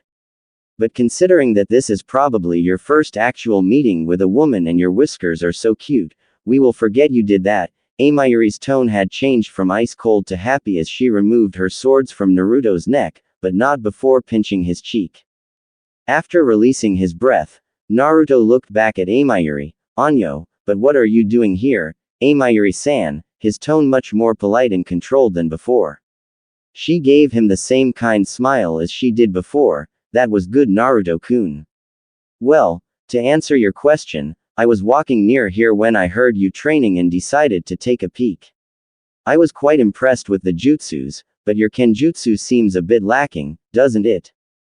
Naruto's mouth dipped into a frown on the last part. I don't know what I'm doing wrong, I am copying the style exactly like in the scroll, but it just feels wrong. Amayuri nodded at his statement. You aren't doing anything wrong. Naruto's eyes moved to Amayuri. It is just that you are not built for this style of kenjutsu.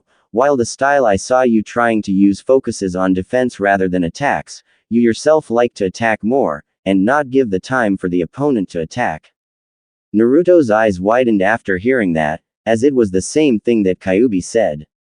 So, if I find another style that fits me, I could use that instead, he asked hopefully. Yep, which pretty much brings me to why I am here, Amayuri said as she put her swords back into their sheaths. Here's my deal, currently I am a bit low on cash and cannot afford my necessities, so if you pay for the things I need, I will help you with your training. I'll even throw in some lessons on how to treat a lady. It will be pretty fun if I remember the last time I taught it. Amayuri giggled as she thought how she had forced all of the Kiri no Shinobigatana Shichinin Shu to learn her class, on threat of being castrated. While Naruto watched the giggling woman in front of him, he pondered how he was going to answer. Do it, Kit, the Kyuubi's voice echoing through his thoughts. Why should I? Naruto thought back. Why should I take an offer from a woman I just met? 1. You are absolutely horrible at kenjutsu, and she is offering to help you. 2. By the way she is giggling about the etiquette lessons, I would not want to see what would happen if you refused, the Kyuubi put it shortly. After Amayuri had finished her giggles, Naruto accepted her deal, and they both shook on it.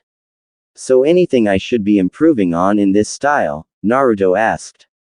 Amayuri took the katana out of his hands.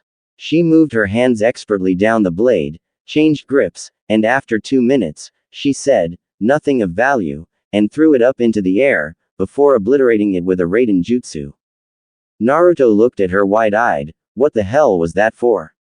He screamed, to which Amayuri just smacked him on the head with the butt of her sword. Rule 1 for etiquette: women are always right, you will survive a lot longer if you take that to heart. Second, that sword was pointless for the style I am going to be teaching you. She then pulled up the hem of her kimono to show a ceiling tattoo on her right calves. When she added blood, 2 swords, almost identical to the ones around her waist, appeared in her hands. She then proceeded to give both swords to Naruto, and make a Mizu Bushinin that got in a fighting stance. Follow my clone's movements, while I make adjustments. Naruto wanted to clarify, but his head still hurt from that last hit, so he just went along with it. It continued like that for about a week. Naruto would spend hours mimicking Amayuri's Bushinin, while the real Amayuri would correct his footing, grips, etc. if they needed any.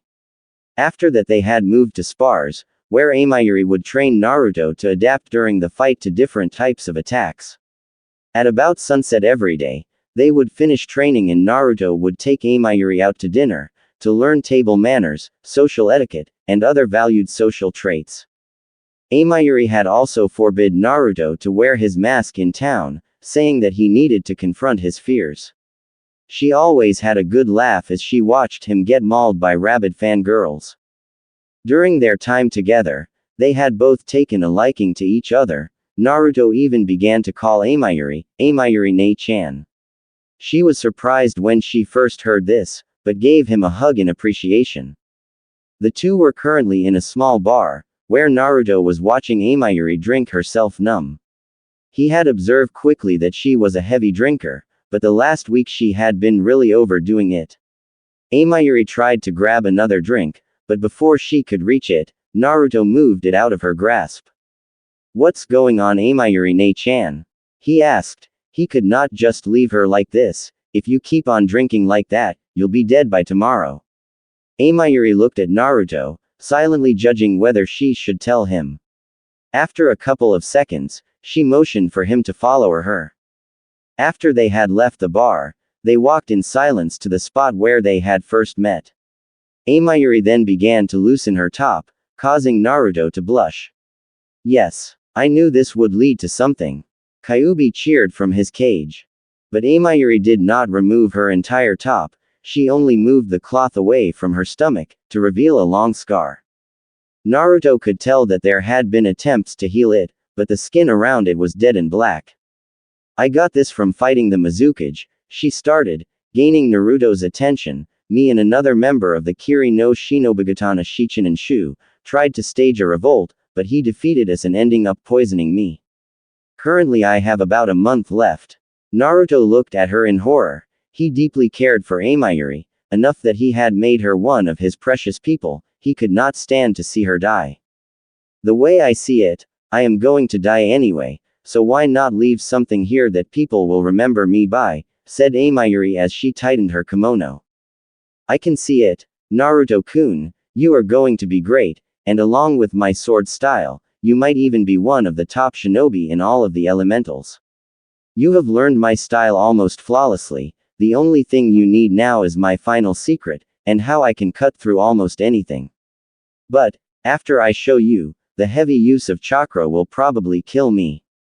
Tears were beginning to well up in Naruto's eyes. He tried to back away, he tried to stop her, but before he could do anything, he was pulled into a fierce hug.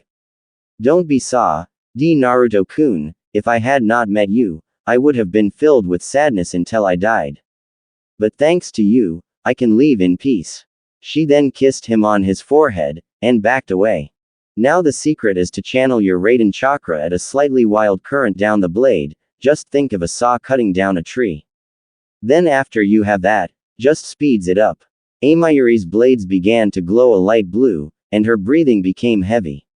She then rushed over to a group of rocks, and in an instant, the once mighty boulders were nothing more than a pile of pebbles.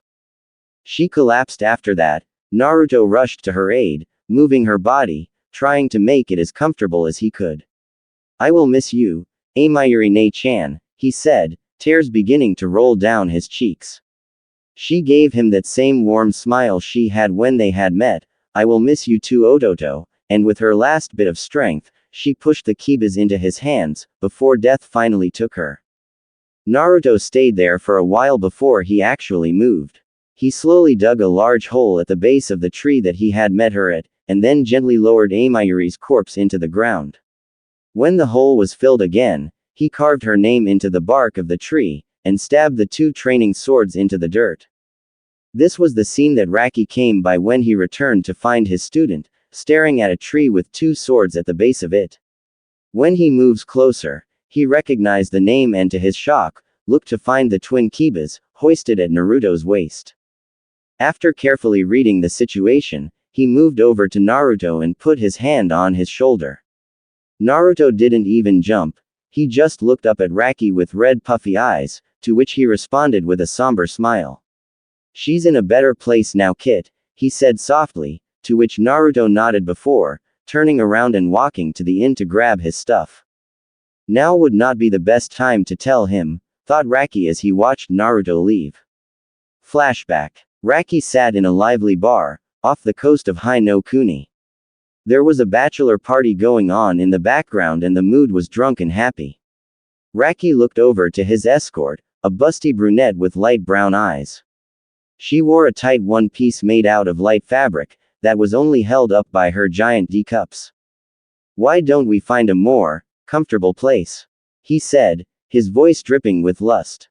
The woman gave him a playful smirk. Anything for you, Raki-sama. He grinned as he led the way to an empty room upstairs. When they had arrived, he quickly locked the door and placed a silencing seal on the wall. So what were you able to find out? Raki asked, his previous demeanor gone.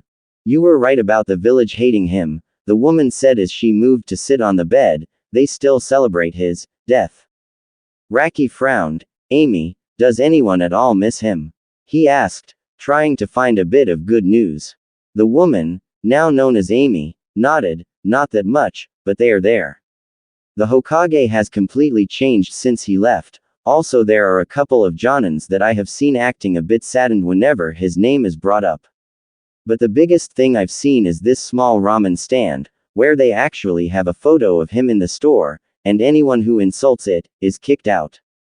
Raki smiled at that, making a mental note to someday find and pay the family handsomely for their kindness. And what about the other thing, I asked. Two shadows walked along a rocky and jagged path in Kaminari no Kuni. The sun sparked down on the abundance of mountain ranges and small rivers that meandered through the landscape. The figure in front was Samayu Raki, member of the Kumo no Sansoku, and Kitsune Sennin, while his apprentice, 12-year-old Uzumaki Naruto, walked a few feet behind him. Naruto now stood at 5 feet 4 inches, a respectable height for someone his age. His sunshine color hair had grown in length, but not to the point where it had lost its spikiness.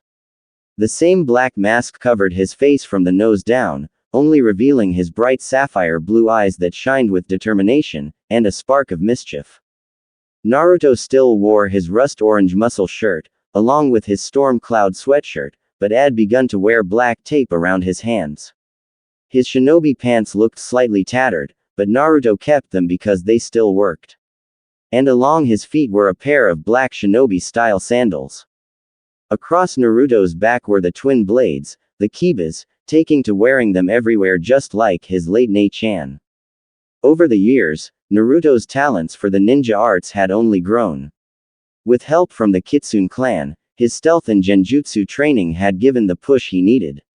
He was now almost like a shadow, slipping in and out of buildings, mostly helping Itazura with a prank of some kind.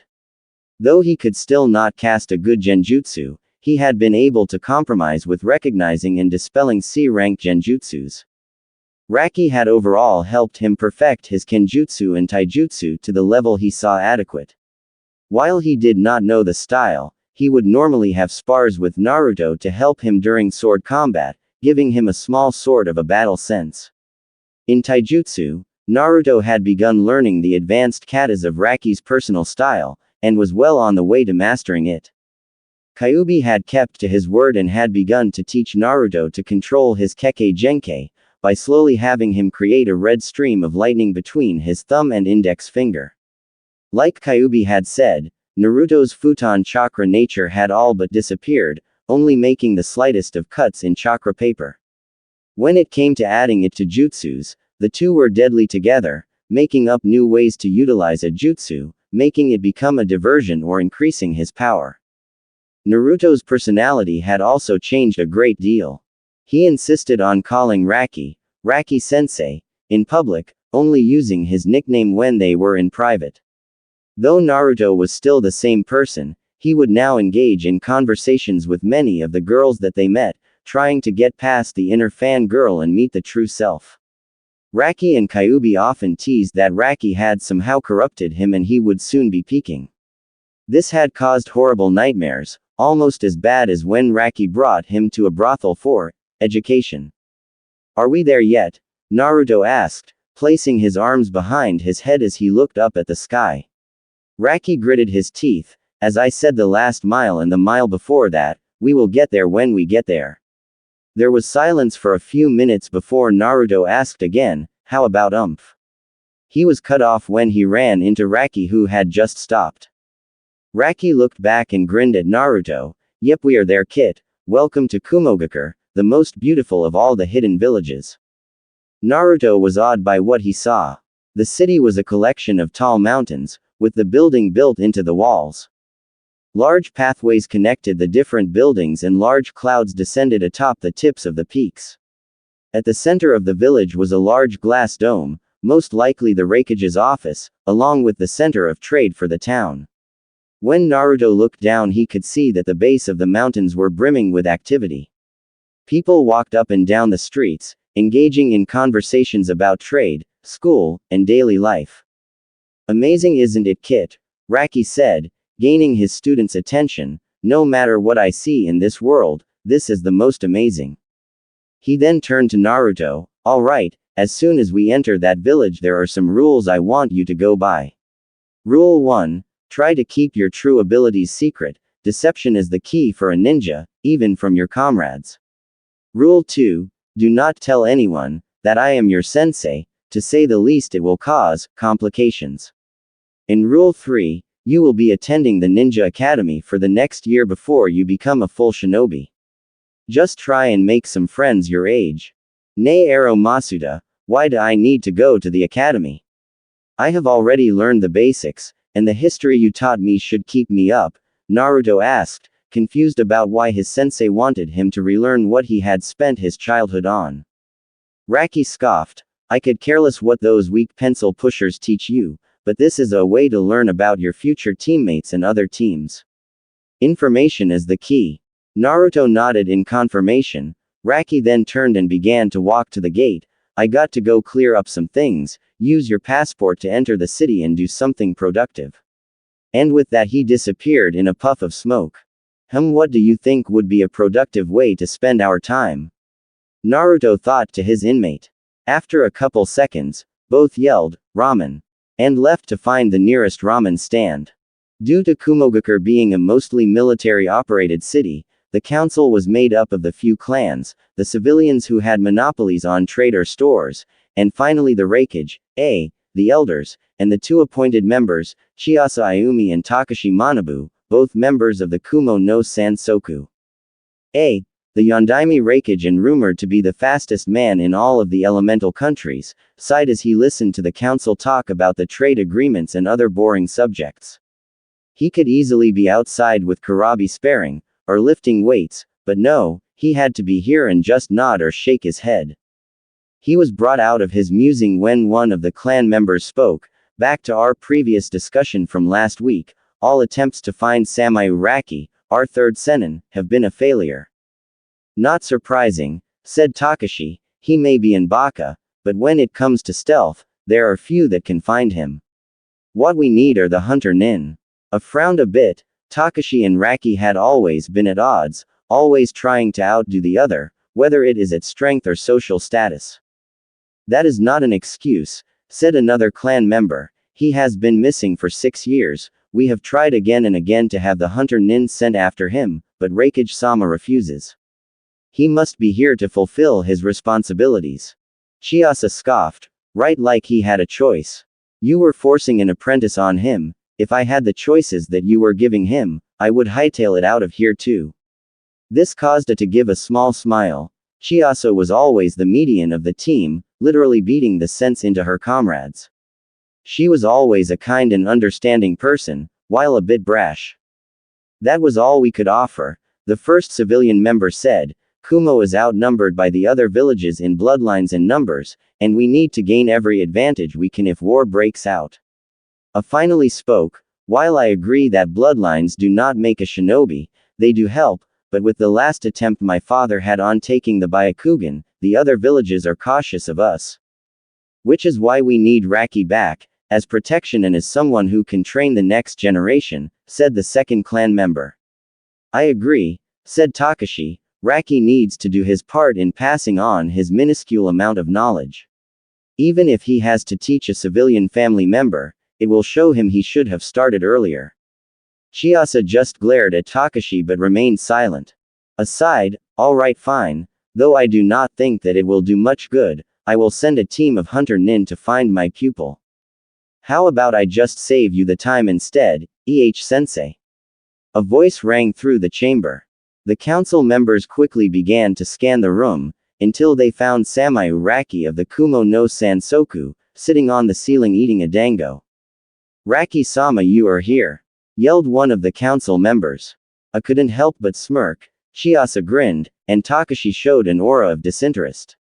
Raki dropped down to the floor and looked around the room. Man, if I knew you were going to send the hunter nin, I would have waited to come home. Those guys can be so much fun. That is fine and all, but Raki-san, where have you been?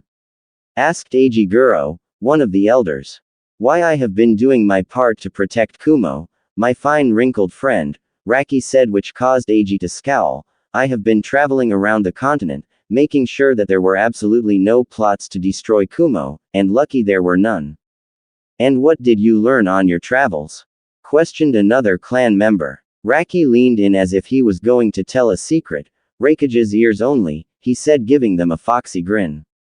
Though the council was annoyed by this predicament, I could not help but chuckle. His student had always loved to jerk the council around.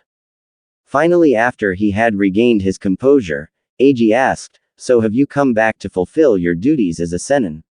Raki just looked at him with a bored gaze. If my duties include taking one of your snot-nosed brats and training them to be a killing machine, then no. I said it before and I will say it again, those kids do not have that much potential. You have to take one sometime, Raki Sukebe, said Takashi, putting in his 2 cents.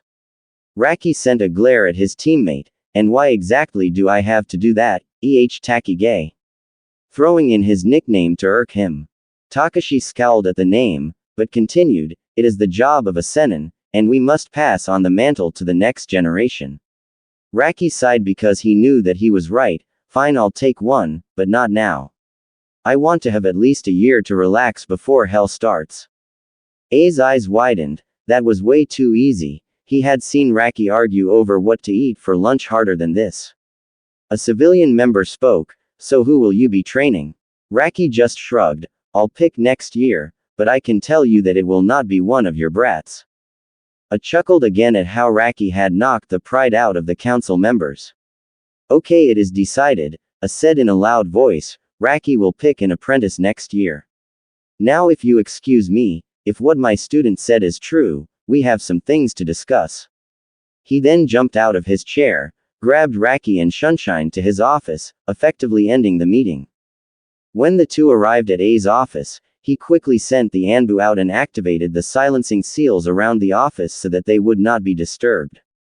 A's face then became serious. Okay, what have you learned? And you also better explain what just happened in the council chambers. What do you mean, sensei? Raki feigned innocence. Don't give me that, arose his voice. I've seen you argue harder for toppings on food, then something that can very well change your life comes along, and you don't even try. Raki gave him a smile, not one of his giant grins, but a true smile. You could always see through me, sensei. I won't tell you, but I will help you figure it out, because it has a lot to do with what I learned on my travels. Became intrigued and motioned Raki to continue. Alright, now what happens next year? Raki asked. Pounded his head as he thought. Most of the mind games Raki played only seemed hard, but once finding out the answer, seemed almost like child's play. The only things I can think of that happen next year is the annual visit from the daimyo, and the academy graduations. Then it all clicked inside the Raikage's head. You already have one, don't you? It was more of a statement than a question. Raki grinned before pulling out some forms from his cloak. I knew you would get it, that is why I need you to sign these. Looked over the paperwork, making sure everything was in order, and then put it on his desk. I will make sure that these get through, but there are a lot of blanks. Mainly with the child's family. Raki lost his grin and took a very serious posture. The reason for that is that this kid being on our side could lead to two different futures. And they would be, questioned A. One could lead to Kumo, becoming the strongest of the elemental nations, the other could lead to the Fourth Great Shinobi War. Raki put it simply. I was shocked. War was something few joked about, especially those who had lived through it. Who are the boy's parents? He demanded, not taking any of Raki's jokes. Raki sighed. His name is Uzumaki Naruto, but in truth it is Namikaze Uzumaki Naruto, son of Kushina Uzumaki, the Akai Chishio no Habanero and Minato Namikaze, Yondaime Hokage and the Konoha no Kiro Senko. I was speechless, even a bit of blood left his face. If those two had a kid, he would be a weapon of mass destruction. Minato Namikaze was the only man he had ever faced who was faster than him. If he had a son, there was no doubt that his son would soon surpass him. How did you find him? I asked. If Naruto really were the son of those two, it would have not been easy to get him. I found him when he was 6, crucified to a cross a couple of miles outside of Konohagakure, said Raki with a bit of malice in his voice. This shocked again. Why would they do that? It makes no sense. Why would they leave the hero of Konoha's son out in the woods to die? I was horrified and disgusted that villagers would even do such a thing to a child. Sensei, Raki said, gaining his teacher's full attention, he's like Kurabi, only I think he has had it much worse. That explained it. The boy was a Jinchuriki, and they were normally hated because of what they held. But in Kumo, Kurabi had changed all that, only leaving a bit of caution when dealing with him. Are there other Jinchuriki, Niyugito, Jinchuriki of the Nibi no Nekomata? After A had regained his composure, he asked, how is Konoha dealing with all this? Honestly, they still celebrate his death, said Raki, still angered about how they treated his pupil. It seems that he was all alone there and only had a few friends, namely the Hokage, and a small ramen stand. Aside, so now Kumo is the owner of 3 Jinchuriki. You were right about the 2 possibilities we have. Raki nodded. I have brought him back to experience the last year of school and get some friends. Due to moving around a lot, he has never known that many people his age. I will keep his status and heritage a secret, but I will inform Kurabi about his status so they could begin training to harness the Kyuubi, said as he moved to sit at his desk. I was going to ask you to do that anyways, Raki said as he made to leave. Raki, called out. Raki stopped mid-step. This boy, Naruto, how good is he? Raki turned around to face his teacher, and shot him a small grin. To be honest, in a couple of years, he may be taking that hat from you, sensei. He always has had a fixation for becoming a Kage. And with that, Raki disappeared in a puff of smoke. I chuckled. Well, Naruto, welcome to Kumo, he thought as he got back to the losing battle, paperwork. God damn it, where is it? Yelled Naruto as he trudged through the busy streets of Kumo. He had been searching for a ramen stand for close to 2 hours and had so far come up with nothing. All he had found was the academy, which he filed under, remember later, and the red light district, where his mask had fallen off, giving the woman there a good look at his face. That was a long hour of running and hiding, thought Naruto as he continued to look for the ramen stand. I still think that you should have gotten caught, said Kyuubi. If you are gay Kit, I don't care if it does kill me, I will rip you to shreds. Naruto was brought out of his conversation with his inner demon, when he heard a couple of grunts coming from behind him. When he turned, he saw a young woman, most likely 13 or 14, carrying a bit too many bags of groceries. She had light gray hair that fell down her back, and a pair of B-cups that were barely visible underneath her apron. Now Naruto, being the gentleman he was, could not let her carry all of those back to wherever she was going on her own. Do you need some help, miss? He asked. The woman looked up to see Naruto standing next to her. She had emerald green eyes, which almost distracted Naruto enough to not hear her answer. If it would not be too much trouble, she asked a bit sheepishly. Naruto gave her an eye smile. It would be no problem at all. She blushed at the eye smile, and let him remove 2 of the bags from her arms. Naruto followed her for a minute in silence before he asked, I'm sorry but I never got your name. She turned her head around and smiled at him. Sorry, my name is Aya, and your name is? Uzumaki Naruto, he said as he continued to follow the teen through the alleyways. So Naruto-kun, you new to town?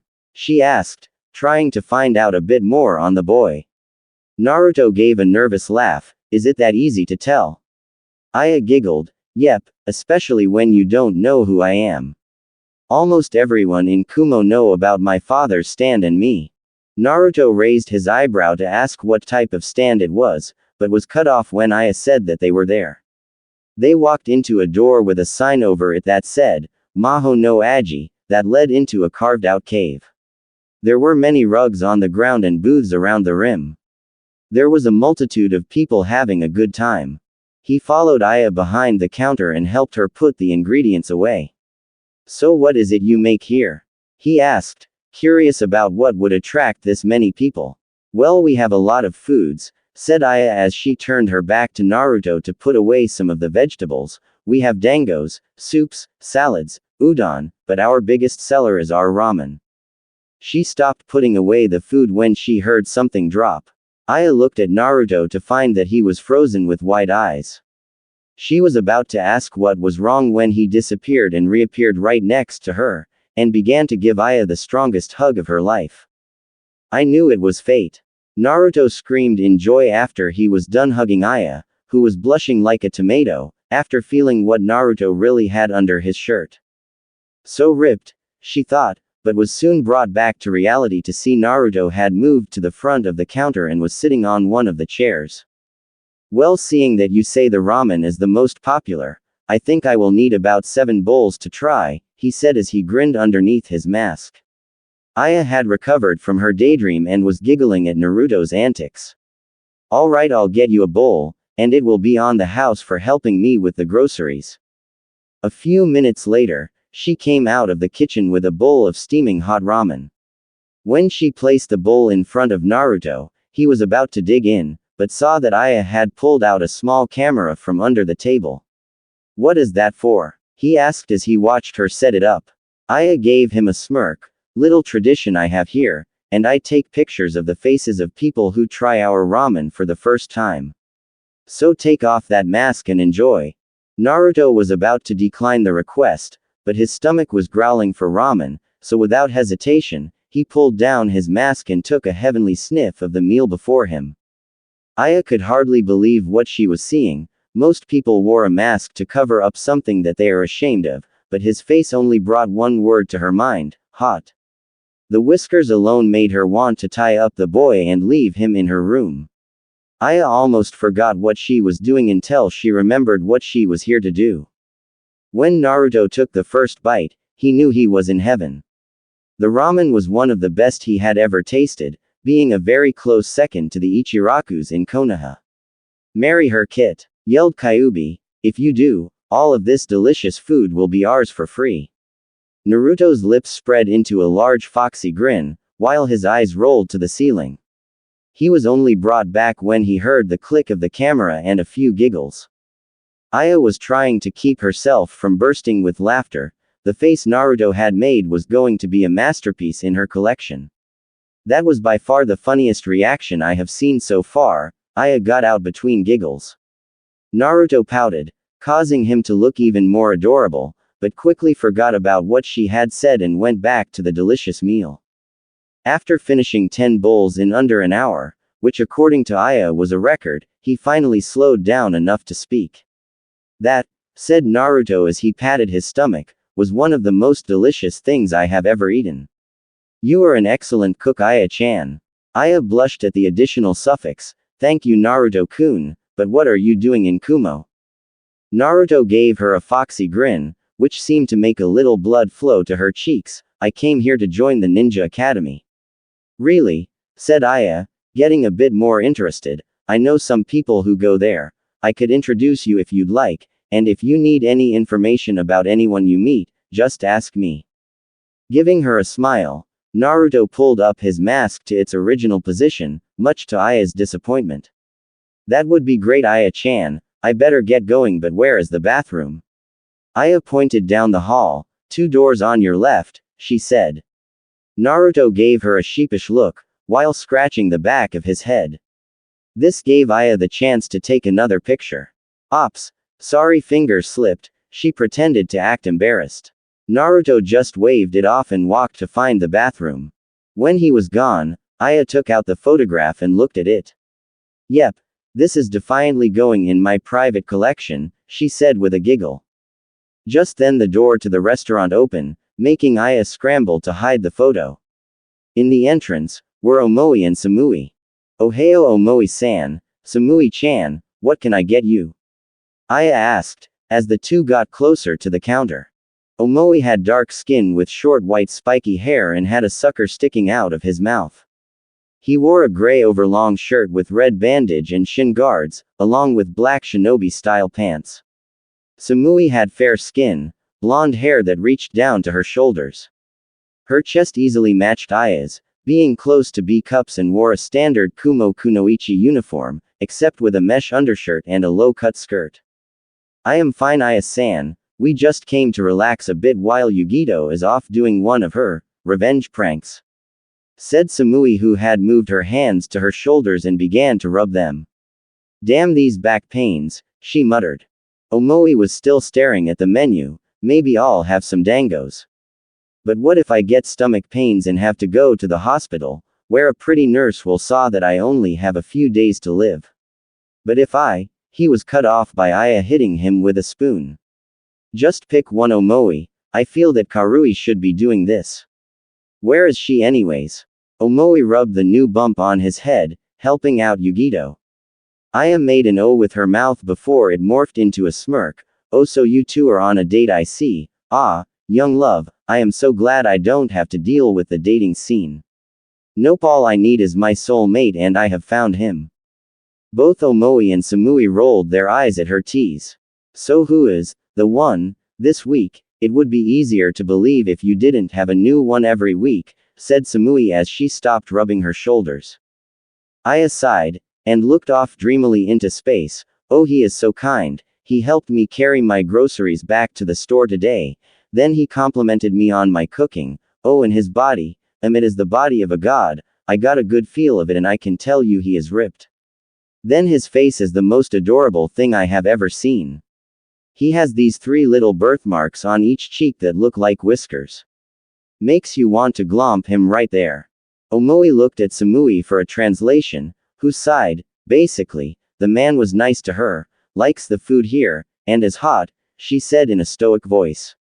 Omoi nodded, then looked back to Aya. So where is your soulmate? He asked, looking around the restaurant. Aya was startled out of her daydream and began to look around. He should be right. Aha, there he is. Finally pointing at a masked blonde who had just exited the bathroom. The blonde boy walked up to Aya. Thanks for the meal, Aya-chan. I am definitely coming back here, he said in a jovial tone. My pleasure, Naruto-kun. But before you go, I want you to meet some of my friends. Aya motioned to Samui and Omoi. This is Samui and Omoi, they will also be attending the Ninja Academy. Guys, this is Uzumaki Naruto. Naruto gave a wave to the pair, who both was still analyzing him. As Samui looked him over, she could tell that Aya had been right about him being cute, though she could not see his face. He had medium-length blonde hair like her, but his was a bit more yellow, and still retained some of the spikiness. His eyes were a much brighter blue than hers, sparkling with hints of kindness and caring. Omoi was the first to respond. Nice to meet you, Uzumaki-san. At first I thought you were going to be mean, and I would have to defeat you in front of everybody, causing your hate to slowly build up inside of you until it exploded. A large sweat drop rolled down Naruto's forehead. Wow, he really overthinks things, said the Kyuubi, as Naruto could only mentally nod his head. Naruto then looked around the restaurant and then turned back to Omoi. Well, none of that has happened so far, so I think we are good. Also call me Naruto, I have never been big on formalities. Omoi gave a smile, deciding that he liked this guy, and held out his fist, which Naruto tapped with his own. Samui then gave a wave back to Naruto. So you are going to be in our graduating class. We should at least get you up to speed on what we have been doing, she said. Naruto scratched the back of his head sheepishly, and headed to a booth in the back with Samui and Omoi. Aya still had to work, so she gave a wave and went back to serving customers. When they arrived, Omoi asked, "Nay Naruto, what is with that face mask?" Naruto gave him a grin underneath his mask. Personal protection, he said, trying to end it right there. I don't really like people keeping secrets from me, said Samui, who had narrowed her eyes a bit. I think that we at least deserve to see your face as payment for telling you about the academy. Naruto wanted to deny the deal, but he really needed to know about the school. Information is the key, he thought, and after a sigh, he removed his mask. Samui couldn't help but let a bit of blood run to her cheeks. Naruto was exactly what Aya had said, hot. The whisker marks made him look a bit wild, and Samui had to stop herself from petting them. Samui-san, are you blushing? Asked Omoi as if it were the craziest thing in the world. No, she quickly stuttered out, regaining her composure. Omoi then looked at Naruto. I see why you call it personal protection. To make Samui blush, those whiskers must be a real turn-on. I could only imagine what would happen if a fangirl saw you. Naruto paled at the thought and just silently nodded, hoping that no fangirl did ever see him without his mask.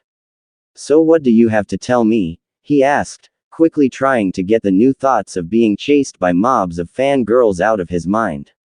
There is only a few things you really need to know, said Samui, who had regained her stoic tone. Osamu-sensei is a bit of a stickler to the basics, but if you just get what he is talking about, you will do fine. The class is basically divided into two sides, one for the Neko and Ukami, the other for the Kitsune. Naruto raised his eyebrow. Those are the summons that each of the Kumo no Sansoku use. Chiasa Ayumi is the Neko Sennin, Takashi Manabu is the Ukamis, and Raki Samayu is the Kitsune Sennin. Omoi nodded. That's right, the Neko and Ukami side supports Takashi and Chiasa while the other supports Raki. Why would they need that? Naruto asked, still confused. The three Sennin are supposed to be a team, right? Samui frowned a bit. Yes, and they still are, but the question the two sides are arguing is who is the leader of the team, Raki or Takashi. From what the Jonins have said, those two have been at odds. While many see Takashi as the smarter one, Raki is considered to be the strongest shinobi, and is supposed to have hundreds of contacts in lots of countries. Naruto nodded in understanding. Which side are you on? He asked, unsure on whether he should root for his sensei, or the other guy. Me, Yugito, Aya, Omoi, Karui, and a few others support Raki, but that is mostly because Kurabi, the Jinchuriki of the Hachibi, thinks so, said Samui as she began to massage her shoulders again. Alright, anything else? Naruto asked, still a bit curious about the debate on whom was the leader of the Kumo no Sansoku. Just some minor things, said Omoi, as he unwrapped another sucker to stick in his mouth. Yugito, apprentice of Kurabi, is also a Jinchuriki, so don't mess with her. we won't mess with you. He sent a glare at Naruto, who just nodded. He knew what it was like to be despised for no good reason. Also, don't get between her and Yuriko Sango. She is the apprentice of Chiasa, and while her master may be kind, she is definitely spoiled rotten and the #1 fangirl for Naoki Minoru, head of the Ukami and Neko side and also the apprentice of Takashi. He is kind of an arrogant brat, so just try to ignore him. What about the apprentice of Raki? Naruto asked, feigning ignorance. There isn't one, Samui put it curtly as she finished her self-massage. When they tried to push one on him a couple of years ago, he ran for it, but I guess a lot of people would if they had the choices he did. Naruto sighed again and looked at the clock. Well, I better be getting to the inn. Thanks for the help, see you tomorrow, I guess. He stood up and reattached his mask. Omoi gave him a fist bump, and Samui was about to stand up as well, when her foot caught onto the leg of the table and began to fall. On instinct, Naruto went to catch her, grabbing her just before she hit the ground. They stayed like that for a few moments before they both realized the position that they were in, and quickly separated. Thanks, Samui said quietly, a light blush apparent on her face. No problem, Naruto responded, thanking Kami that his mask was on, otherwise she would have seen his blush. Well, I better go, later Omoi, see ya Samui-chan. And with that Naruto left the restaurant. As soon as he was gone, Aya came up with a smirk on her face. What was that, Samui? You trying to feel up my future boyfriend, him? Samui quickly regained her composure and gave a blank stare to Aya. You have to start dating him before he can be your boyfriend. Aya's grin grew a bit larger, and the fall. Samui stiffened a bit. I was just confirming if everything you said about him was true. Aya's grin looked like it was going to split her face. And, she said in a sing-song voice. Samui looked at her feet, trying to hide the small blush forming on her face. You were right, she said, leaving a shocked Omoi, and Aya rolling on the floor laughing. Naruto walked down the street to the inn he was staying at. Due to his morning of searching for ramen, he had ended up going around most of the city and knew a general map of the area. It was night when he had finally left the restaurant. He was still wondering about the argument going on, and about the other two Jinchuriki. Hey Kyuubi, how is the Hachibi? He thought to his mindscape. Well, when I knew him, he was wild and crazy on the outside, while in private he could act calm and relaxed, easily carrying on a conversation, said Kyuubi is prepared to sleep. And what about the other one? Any idea about who the other Jinchuriki holds? Naruto asked again. Your guess is as good as mine, Kit. But if I had to, the only Biju that I know of that disappeared close to here was the Nibi, and trust me, Kit, she is a true demon. Imagine all of the comments I make about women, then multiply it by 1,000. That is what it is like to be her container, Kyuubi said. His tone then began a bit more frightful, and if you are unlucky enough to be chosen to be her mate, then there is few things that can stop her. Believe me, I know, Kyuubi shivered at the memory. Naruto waited for anything else, but when he heard nothing, he sighed. Well, I guess we will just have to see it ourselves. You to look up? He asked. This was the main reason he had come here. Amy reached into her purse, and pulled out a small vial of blood. It was a bitch to get, but it proves it. Uzumaki Naruto is the son of Uzumaki Kushina and Namikaze Minato. She tossed the vial to Raki, who hid it in his cloak. Well, now he has good blood and an adorable face. Oh, if he were just a couple of years older, Amy pretended to swoon. Raki just